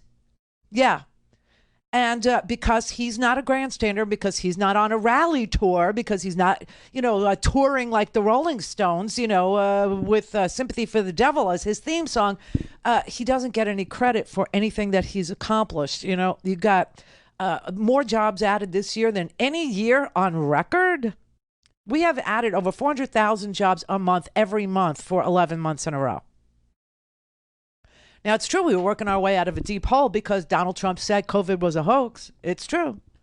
But that should just show you how remarkable the rebound is. Oh, but then gas is too expensive, as if Joe Biden sets the price for gas. Gas, as you know, is a global commodity, and the price for which is set by a cartel.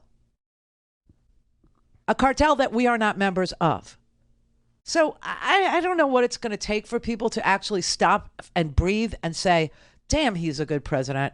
Yes, I wish he was more entertaining. I really do. I'm going to play you his intro to Ketanji Brown Jackson today. You'll see what I mean.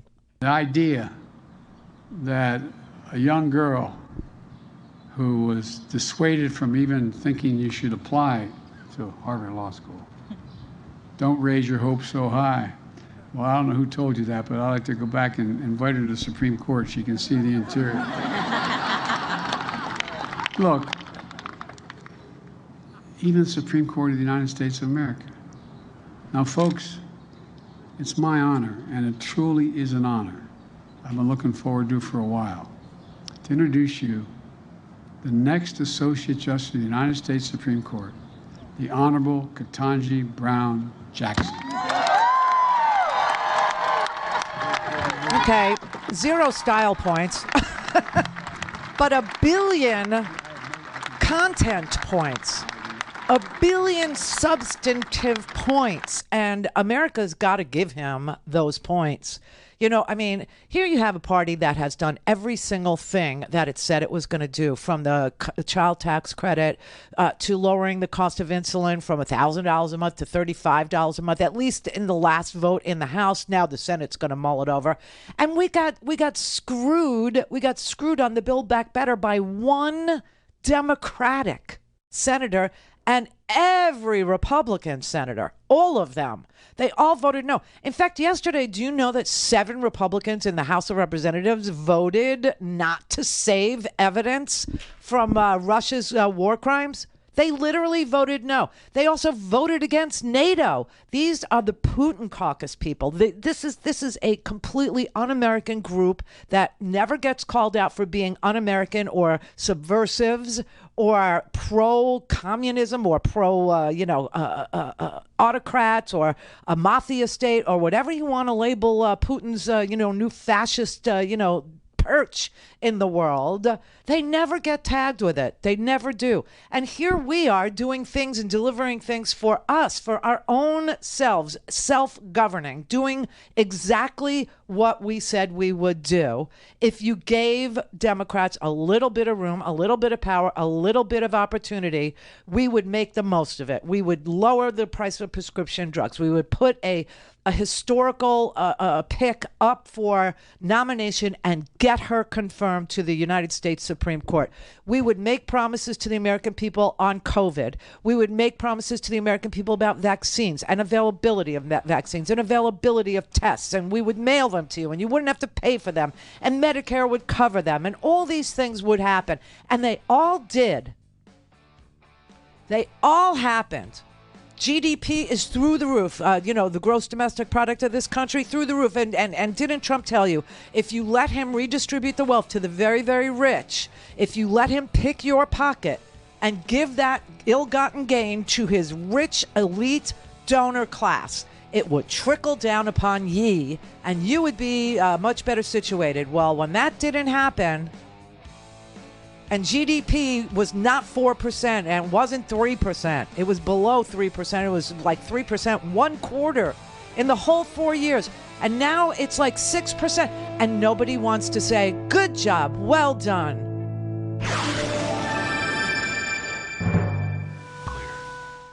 This is the Randi Rhodes Show. To speak with Randi, dial 561-270-3844. That's 561-270-3844. 2 years ago, we were in crisis.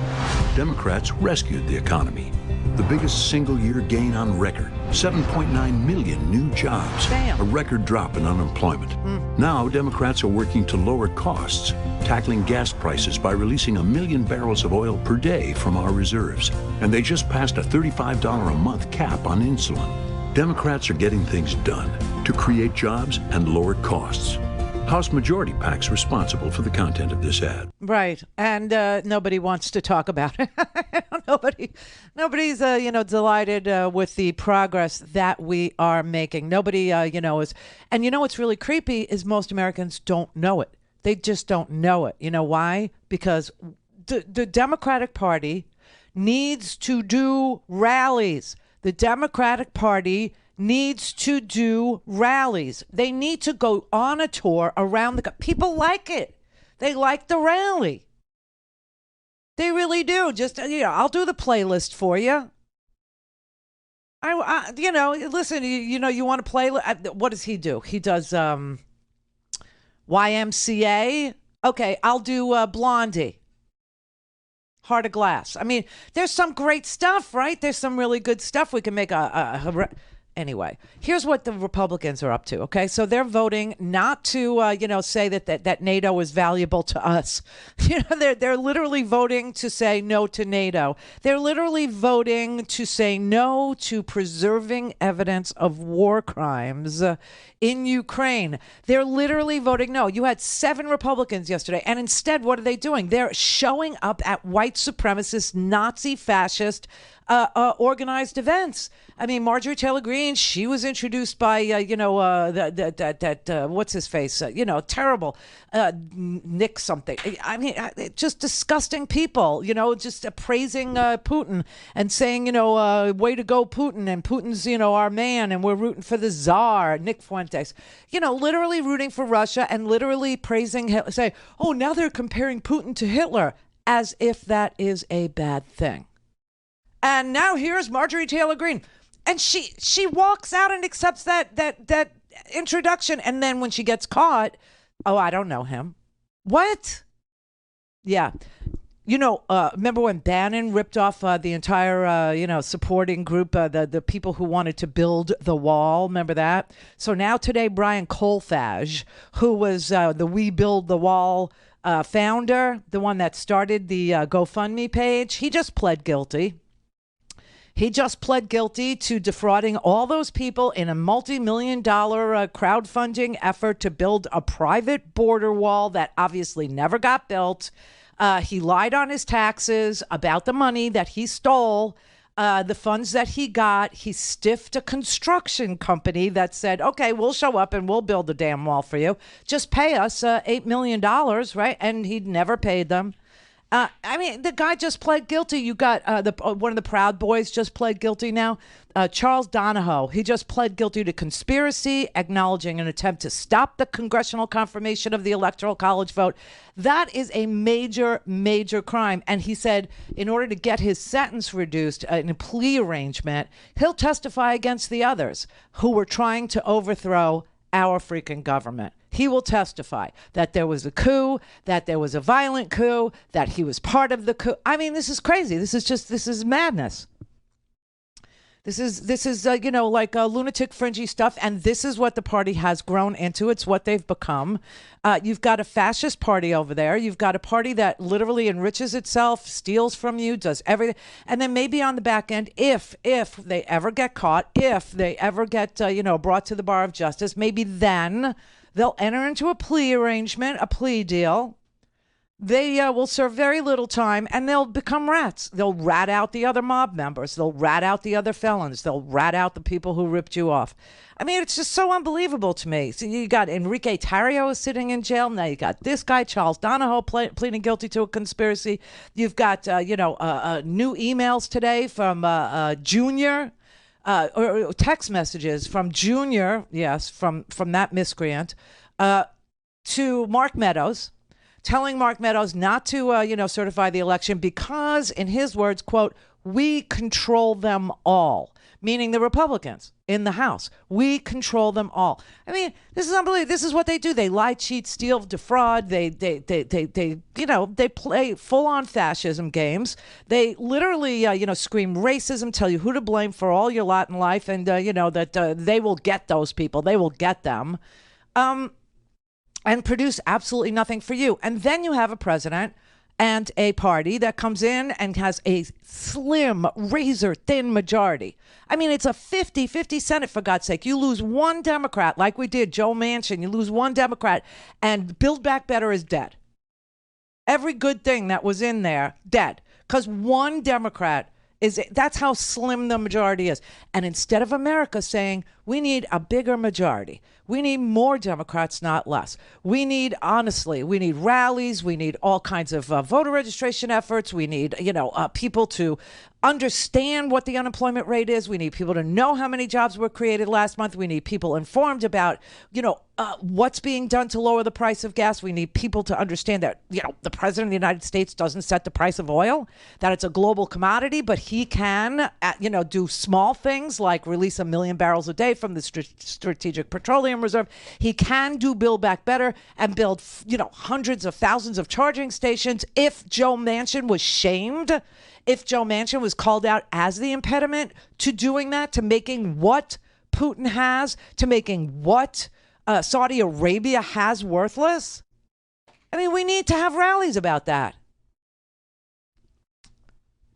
Instead of, accusing, this formidable, brilliant, amazing jurist, turning her into some sort of I don't even want to say the P word because I don't want it next to her name anymore. But, instead of listening to Marsha Blackburn, do some crazy crap. So I want to let you know, Alabama just passed a law, a bill making some transgender health care a felony. And, Oklahoma just made some female health care a felony. And Texas passed vigilantism rules and laws, making it profitable to be a snitch, to rat out women for health care, for seeking health care, for seeking their own, destiny. I cannot believe that that's what passes for governance. Just a long list of grievances, a long list of complaints, a long list of, pointing fingers and nothing, absolutely no progress, nothing at all. And then we make progress, we actually deliver, and people don't even know about it. That's a problem. That's a huge problem. So you have all these people pleading guilty to defrauding their own crowd over and over again. You got people pleading guilty to violent coups, literally pleading guilty to a conspiracy to defraud the United States and saying, now I'm going to rat out the other people because I don't want to go to jail for 20 years, or I don't want to go to jail for life, or I don't want to go. You know what I'm saying? And Americans, they just don't know. They don't know anything about it. If you don't read a newspaper, and only 11% of Americans read a newspaper. So that means like 90% of Americans don't read a newspaper, and they're getting their news from Twitter, or they're getting their news from Facebook, or they're getting their news from TV, or you know what I'm saying? They don't know that these people are pleading guilty to conspiracies to defraud them. They don't know. People don't even understand when they're watching Steve Bannon that Steve Bannon stole $1 million from them, was found guilty of doing that and laundering the money also, that Trump pardoned Steve Bannon for defrauding you. And then they have the nerve to ask me, what's wrong with our justice system? Why is it so bad?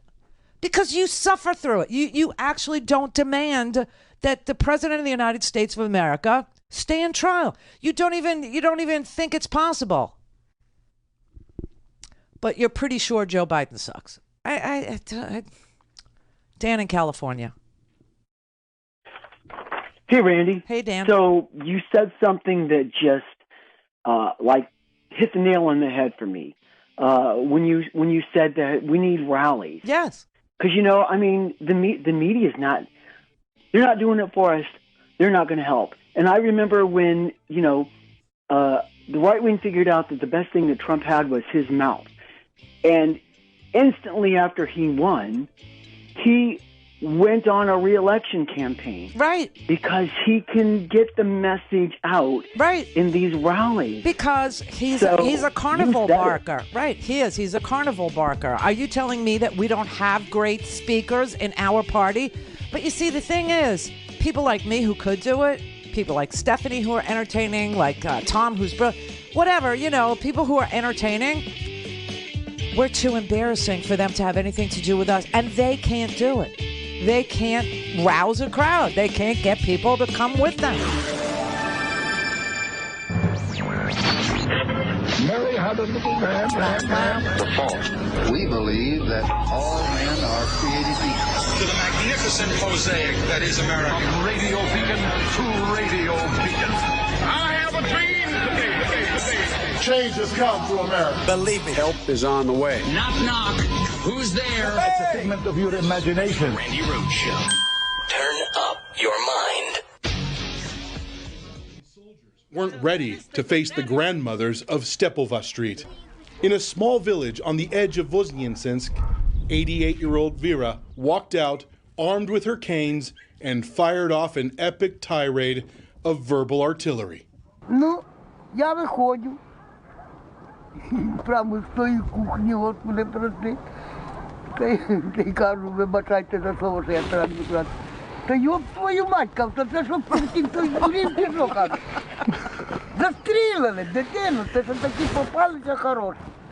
Кажу, то вже, блядь, той Путін здурів. Та сука він, та здохне він, ну. Кажу, діти, куди ви прийшли? А так я кажу їм. Oh my God. They say they were chased out of their homes and robbed, but the women relish telling this story with laughter. I ask if they're worried the Russians will return to seek revenge. They tell me they're not going anywhere. Yeah, they tell me, tell him to go F himself.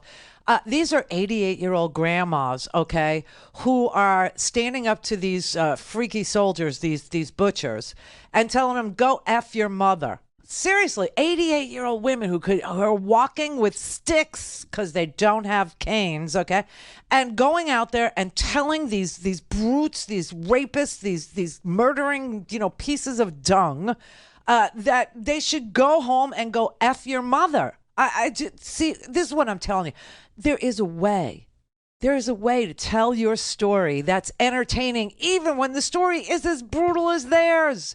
There is a way to talk to people and show them that you can still figure stuff out, right? That you got this. And that's what we need to do as a group of people who believe in democracy, not necessarily democratic or independent or any of the names or the just people that are unified around the idea that America needs to be a democracy. Just people that are unified around the idea that you have to fight for your freedom. Just people unified against fraud and fascism and lying and cheating and stealing and mafia tactics. That's it.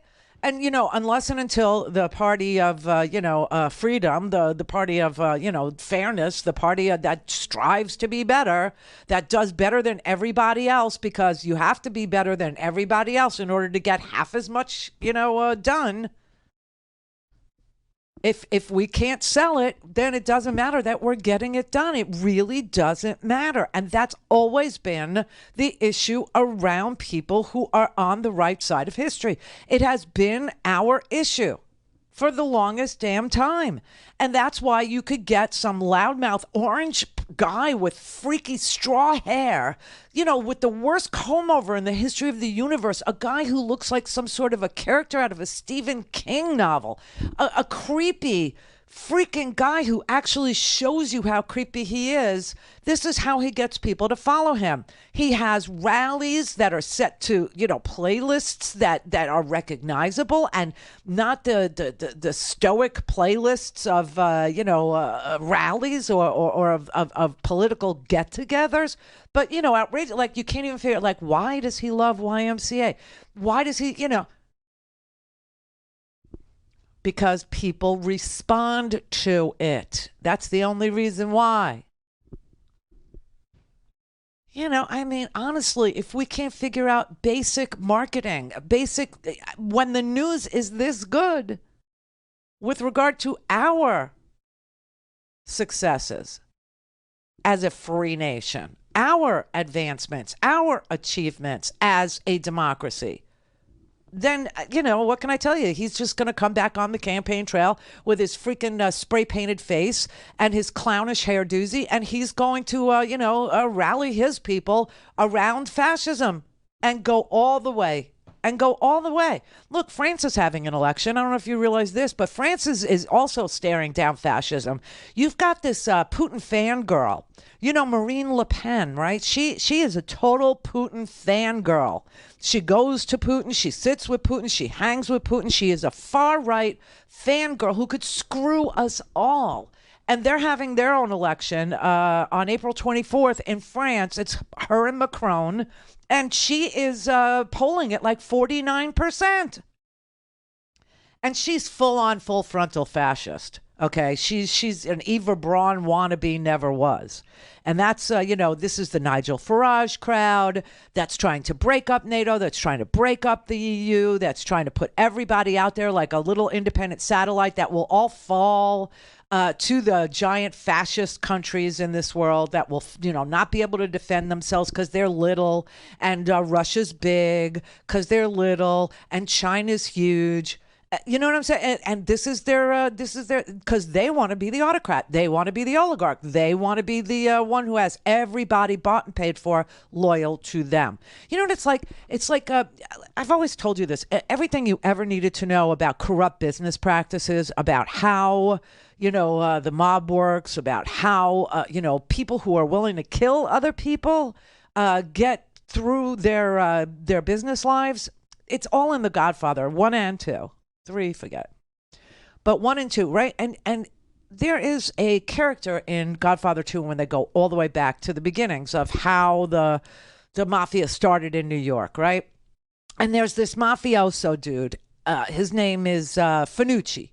They call him the Black Hand because his hand is in everybody's pocket. He's stealing from every businessman on the street. He's stealing from the grocery guy, the grocery store owner. He's stealing from the bar owner. He's stealing from the women who rent apartments from him. He's stealing from everybody. And then, the young Don Corleone, he realizes this guy is, literally shaking down, Italians. Like, why is he stealing from his own people? And he asked him, why do you steal from Italians? And he had no answer. And so, he goes out and he kills him. He basically kills him because he's stealing from his own people. That's what the Republican Party is. They're the Black Hand. They steal from their own people and they abuse them. They completely abuse them, but they're entertaining. They're entertaining. And people are willing to suffer for entertainment. That's how, sparse it is in the political arena. And there's nothing wrong with selling a message. Ask Madison Avenue. Ask the cigarette industry. I mean, they know how to sell bad things.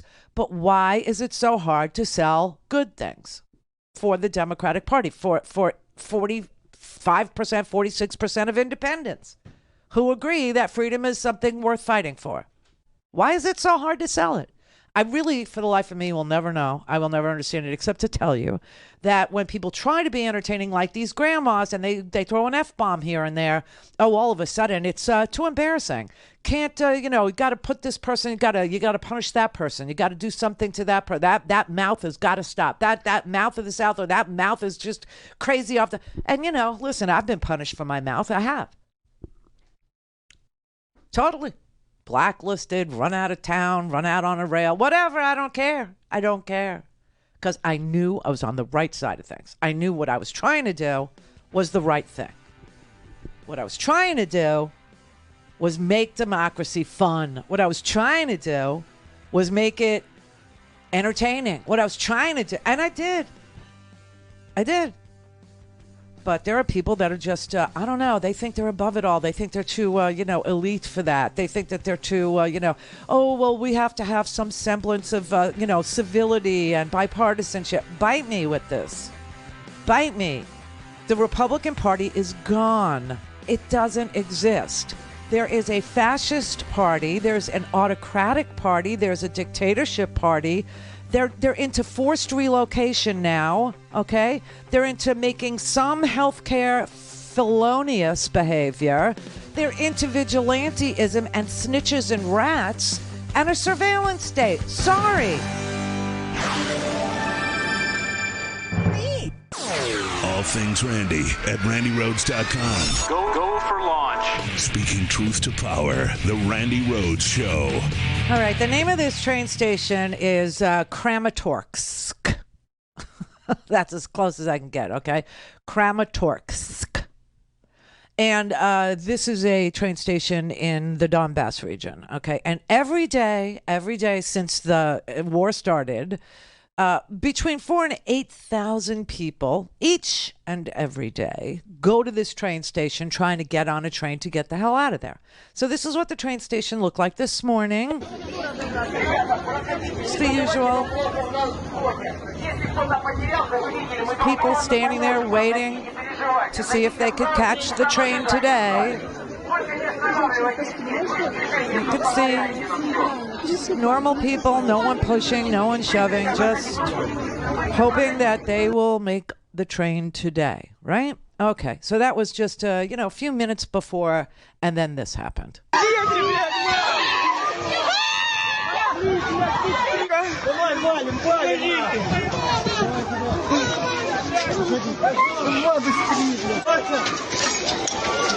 Сука, сколько трупов! Одни дети, Вася!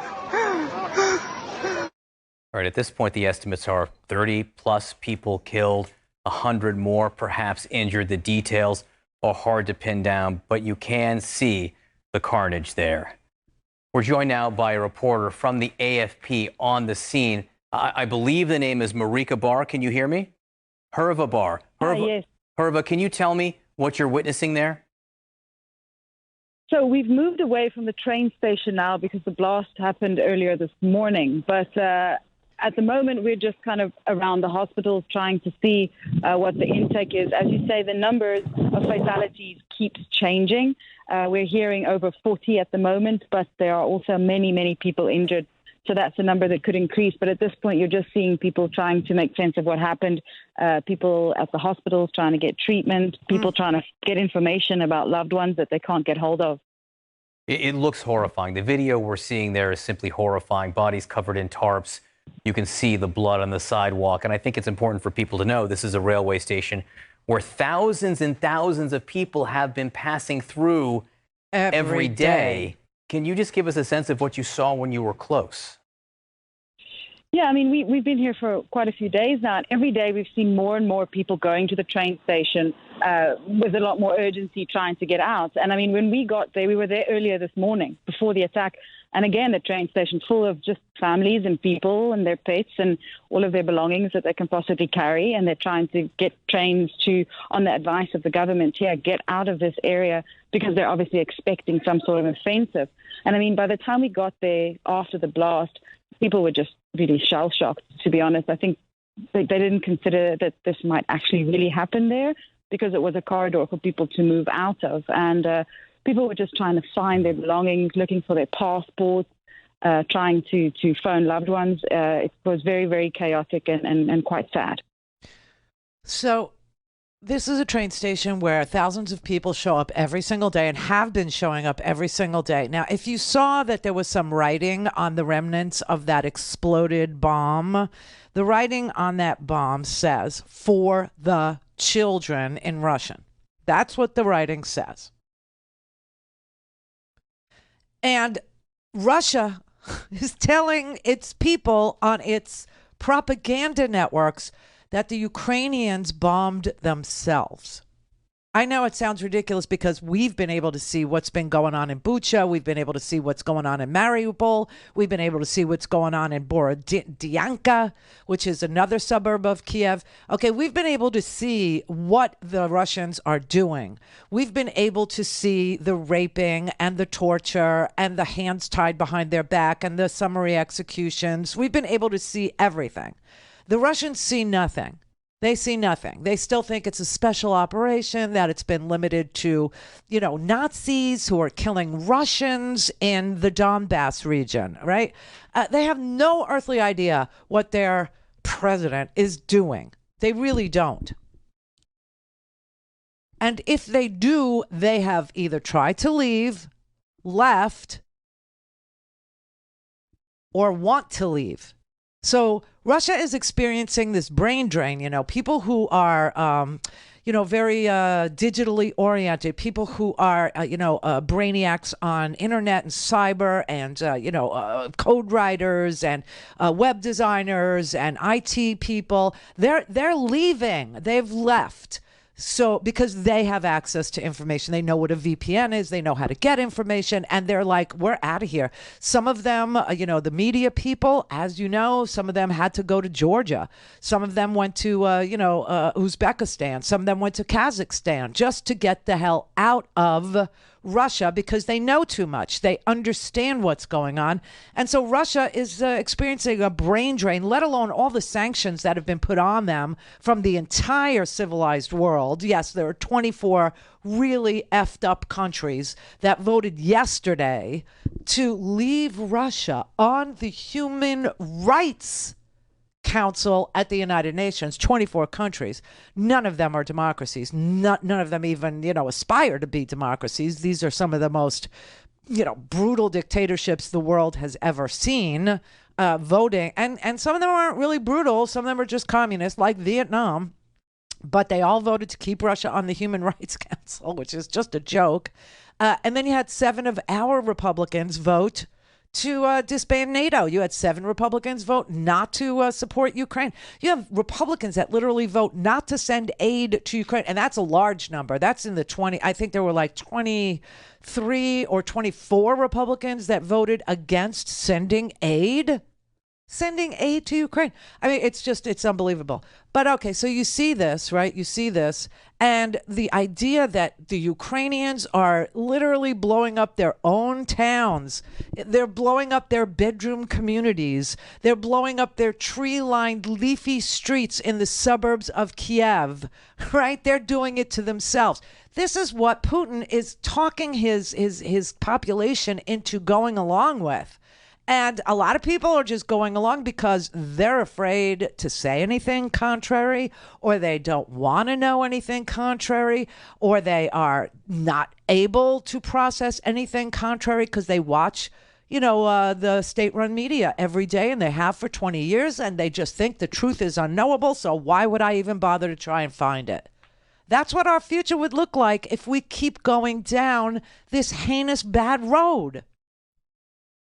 I just want you to understand that everybody thinks, oh, it's over there. It's over there. It's not over there. It's a movement.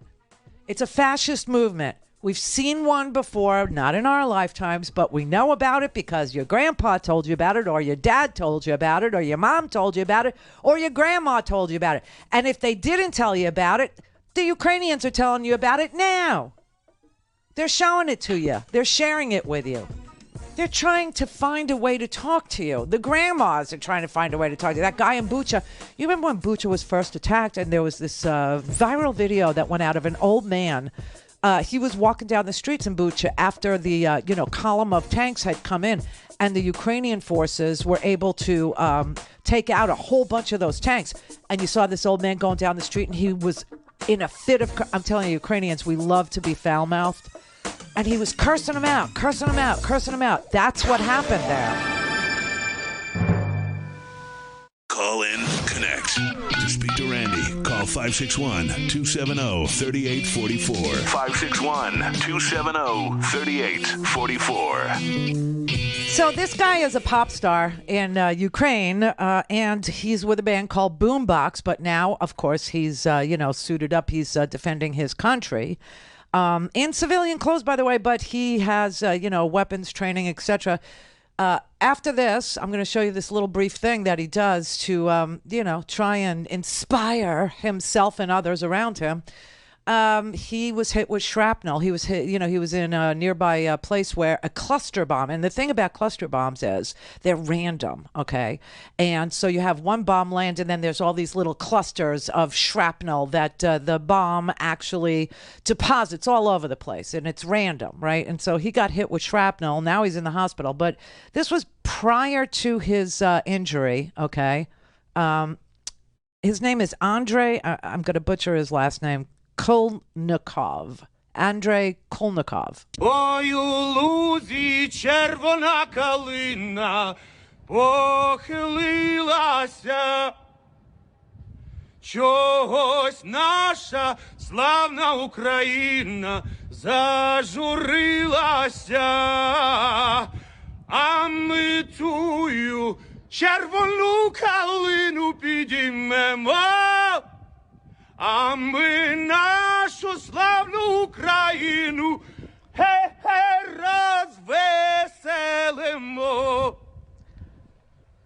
Oh, it gives me a chill because he's wearing the coolest hat in the history of hats. Okay, that is a New York Yankees hat on his head. Seems like a brave dude, just terrible taste in baseball teams.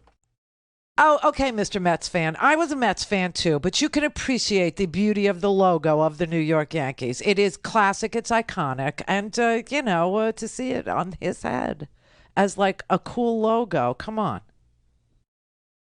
I can't appreciate anything Yankees. Get Sorry. out, really? Mets win 5-1 last night, opening day. Thanks. I know. I grew up loving the Mets too. I mean, I remember the day that they won in 1969. I really do. But how cool is that, right? Okay, so then I just want to show you what he's doing now. This is his car. This is him and his car. He decided to give us a little driving tour of the same place where he was just on the street all by himself in this almost blind, I don't know how to put it, but it's like a blinding, deafening quiet that he was singing this song in, which, by the way, is called, I think it's called Rise Up, Ukraine. But here he is in his car. Розкажи, Бобок, тобі подобається така робота? Це найкраща робота в світі з найкращими людьми і на найкращих агрегатах. Maybe you'll like this hat.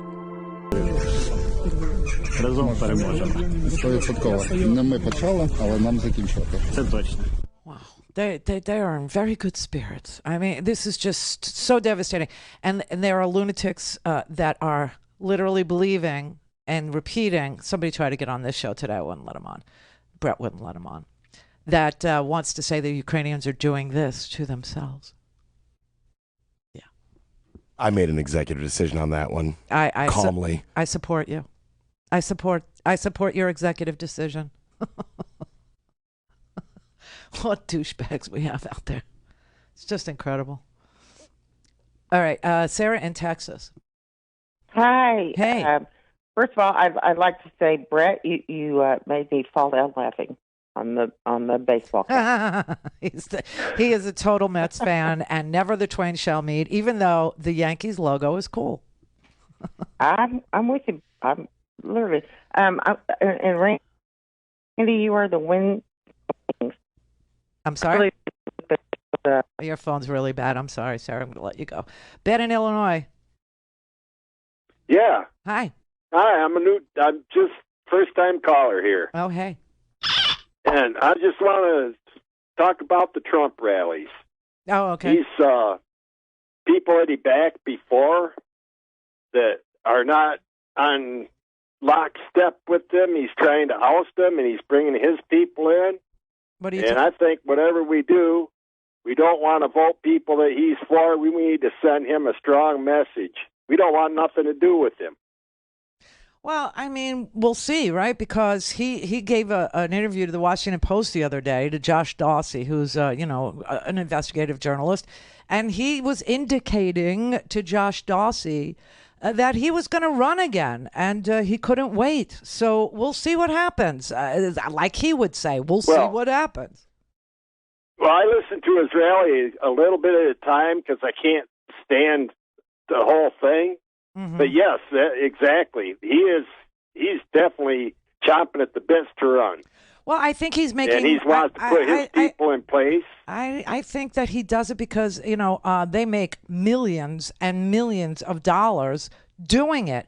It's kind of like, like Motley Crue on tour or something. Do you know what I mean?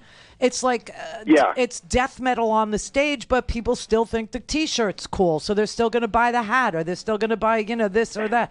And he made $100 million doing these rallies. They stole from their own freaking people. They're the Black Hand is what they are. But people want to be entertained.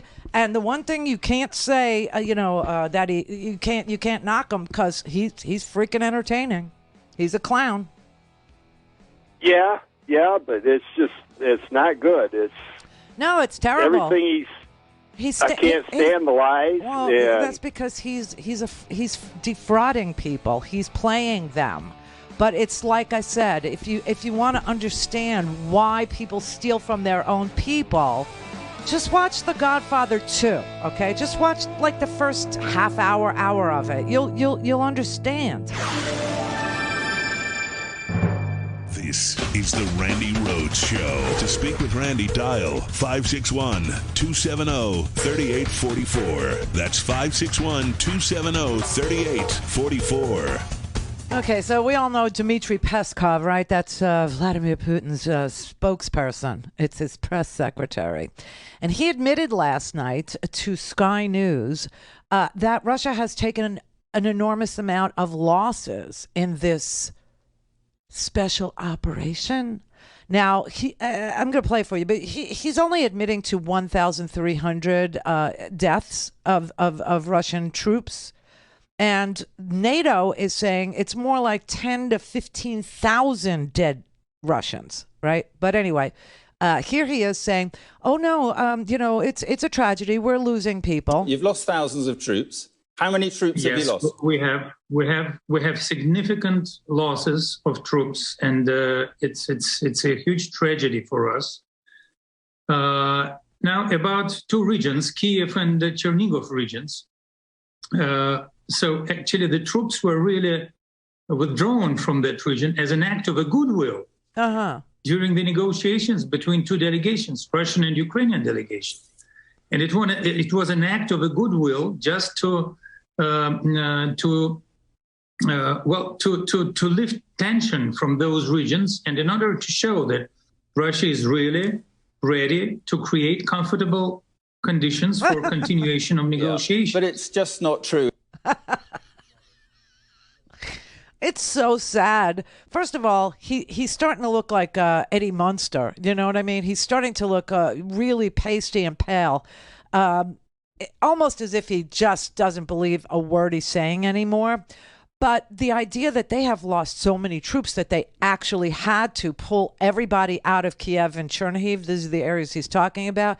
He didn't do it as gesture of goodwill to make comfortable negotiations, because they were murdering people this morning at a train station where they knew it would be nothing but civilians and children, right? So we know he's lying, but he actually had to come up with a cover story for why they pulled back out of Kiev, which is the capital, right, where they wanted to decapitate the government. They wanted how Zelensky is still walking around is such a it's such a brave thing that he's doing.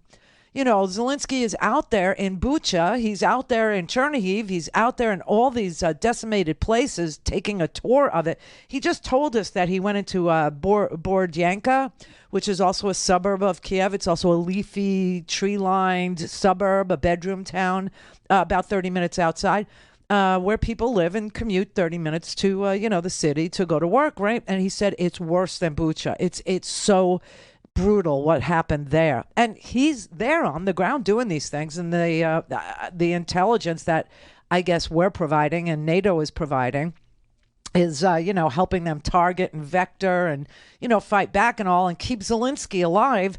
But when Peskov is asked, well, how many thousands did you lose? So much that you had to pull out of there. Oh, no, we pulled out of there as a gesture of goodwill. This is why I've been telling you for, 20 years that Russians are world heavyweight champion liars, because they have to be, because their goals are so bad. They're so evil. Their entire, a way of, I use this word, governing it's actually stealing. It's a mafia state with awesome military powers. I mean, it's a mafia state, and they're up to no good all the time. And the only way that they can sell it to their people is to, banish the news, replace the news with, propaganda and state-run media, ban certain. They ban books. They ban teaching. They prosecute school teachers. They prosecute librarians. Guess who wants to do that? Guess. Yeah, just saying. But there's a reason why autocracies do this, because books are powerful ideas, and they can't have ideas springing forth. They can't have people thinking for themselves. They can't have people oriented to the reality of where they live or what their government is. So they lie. They lie. And also in Russia, you have to know, you're not free to be you and me. You understand what I'm saying? You know, like you in the United States of America, as it stands today, not in Alabama, not in Oklahoma, not in Texas, okay, but as it stands now, you are who you say you are. You are who you say you are. That's real freedom, to be who you say you are. Well, in Russia, you can't be who you say you are. You can't even be who you are. You can't be who you think you are. You can't be anything. You can only be subservient. You can only be ignorant. You can only be loyal to Putin. Now, if Donald Trump, God forbid, and I say that with the most dread I can muster, okay? I want you to know that I dread even having to say that sentence, this sentence. If Donald Trump became the president of the United States again, ask yourself, what do you think would happen to me? Just saying, what do you think would happen to me? Or people who talk like me? Or people who distribute my show or any of the shows that you like because they tell you the truth or they help you orient yourself and make decisions for yourself based on facts. What do you think would happen to us? You think we would be tolerated? Do you think we would be free to do our jobs? Because I don't. I don't. Terry in California. Hi, Randy. Thank you. Randy, 3 quick points, highly interrelated to one another. Randy, you are spot on that governing is boring, and we are so issue-oriented, it doesn't excite the public. Right. Yes. You're right on. My 3 quick points. Okay, my disappointment in the only 3 Republicans who voted for Justice Jackson. There are a few more sane Republicans than those 3. I'm so disappointed in the like of Portman and Toomey and Cassidy. They are rational figures. What is going to happen to this country? Remember Paul Ryan and Speaker Boner when he left? They left the house with their hair on fire. They couldn't take the loonies anymore. When they were in the Congress, there were maybe 30 crazies, and now it's at least 60 and probably more. Well, but, you know, they do go to lobby shops. That's what happens to them. And, you know, Paul Ryan, I believe, is at Fox News now on the board. So there's always a path for guys like that. There's always a place that they can go get $1 million a year payday, you know? That's why they do what they do. That's why they vote the way they vote, even when they're not running again, even when they're, you know, you got guys that are not running again, right? Well, I'm not saying they're on our side, but I think a handful of more Republicans in the Senate were rational when it came to the vote for the Justice Jackson. And do you realize Romney right now in Utah, his pollings are really low? It's less than 50%. My question, what if McConnell is going to go nuts if... and I predict they're within 5 to 7 votes of the Cruz element taking over the Senate leadership. What will happen to our country? And my final point is, okay, we don't have alpha leaders to put our banner up. Well, I don't entirely agree with that. We have you. Okay, you're a alpha leader. We have, remember, we had Al Franken. We have the Lincoln Project. We had the Rude Project. The Rude Pundit, we had Al Franken. Why do we eat our own? We do have strong leaders. And finally, did you see Senator Brian Schatz take on Holly? Oh, my God. Holly but this left is what I'm saying to you. This is exactly what I'm saying to you, that people like Al or people like me, we get eaten by our own because we are embarrassing to them. We embarrass them. Okay? And they look for every excuse to X us out so that they can be more buttoned down, more serious, more boring. They have got to realize that America loves politics, but they need to be entertained, and whoever steps up to that microphone and gives them an hour's worth of, crazy, or an hour's worth of outrage, or an hour's worth of, stuff that they relate to. And it doesn't have to be ugly, and it doesn't have to be lies, and it doesn't have to be underhanded or devious or, to defraud people. But it can still be entertaining, and you have to stop being embarrassed by people's talent. And they are. They really are. Anyway, have a good weekend. Try not to watch too much news because it's going to be traumatic.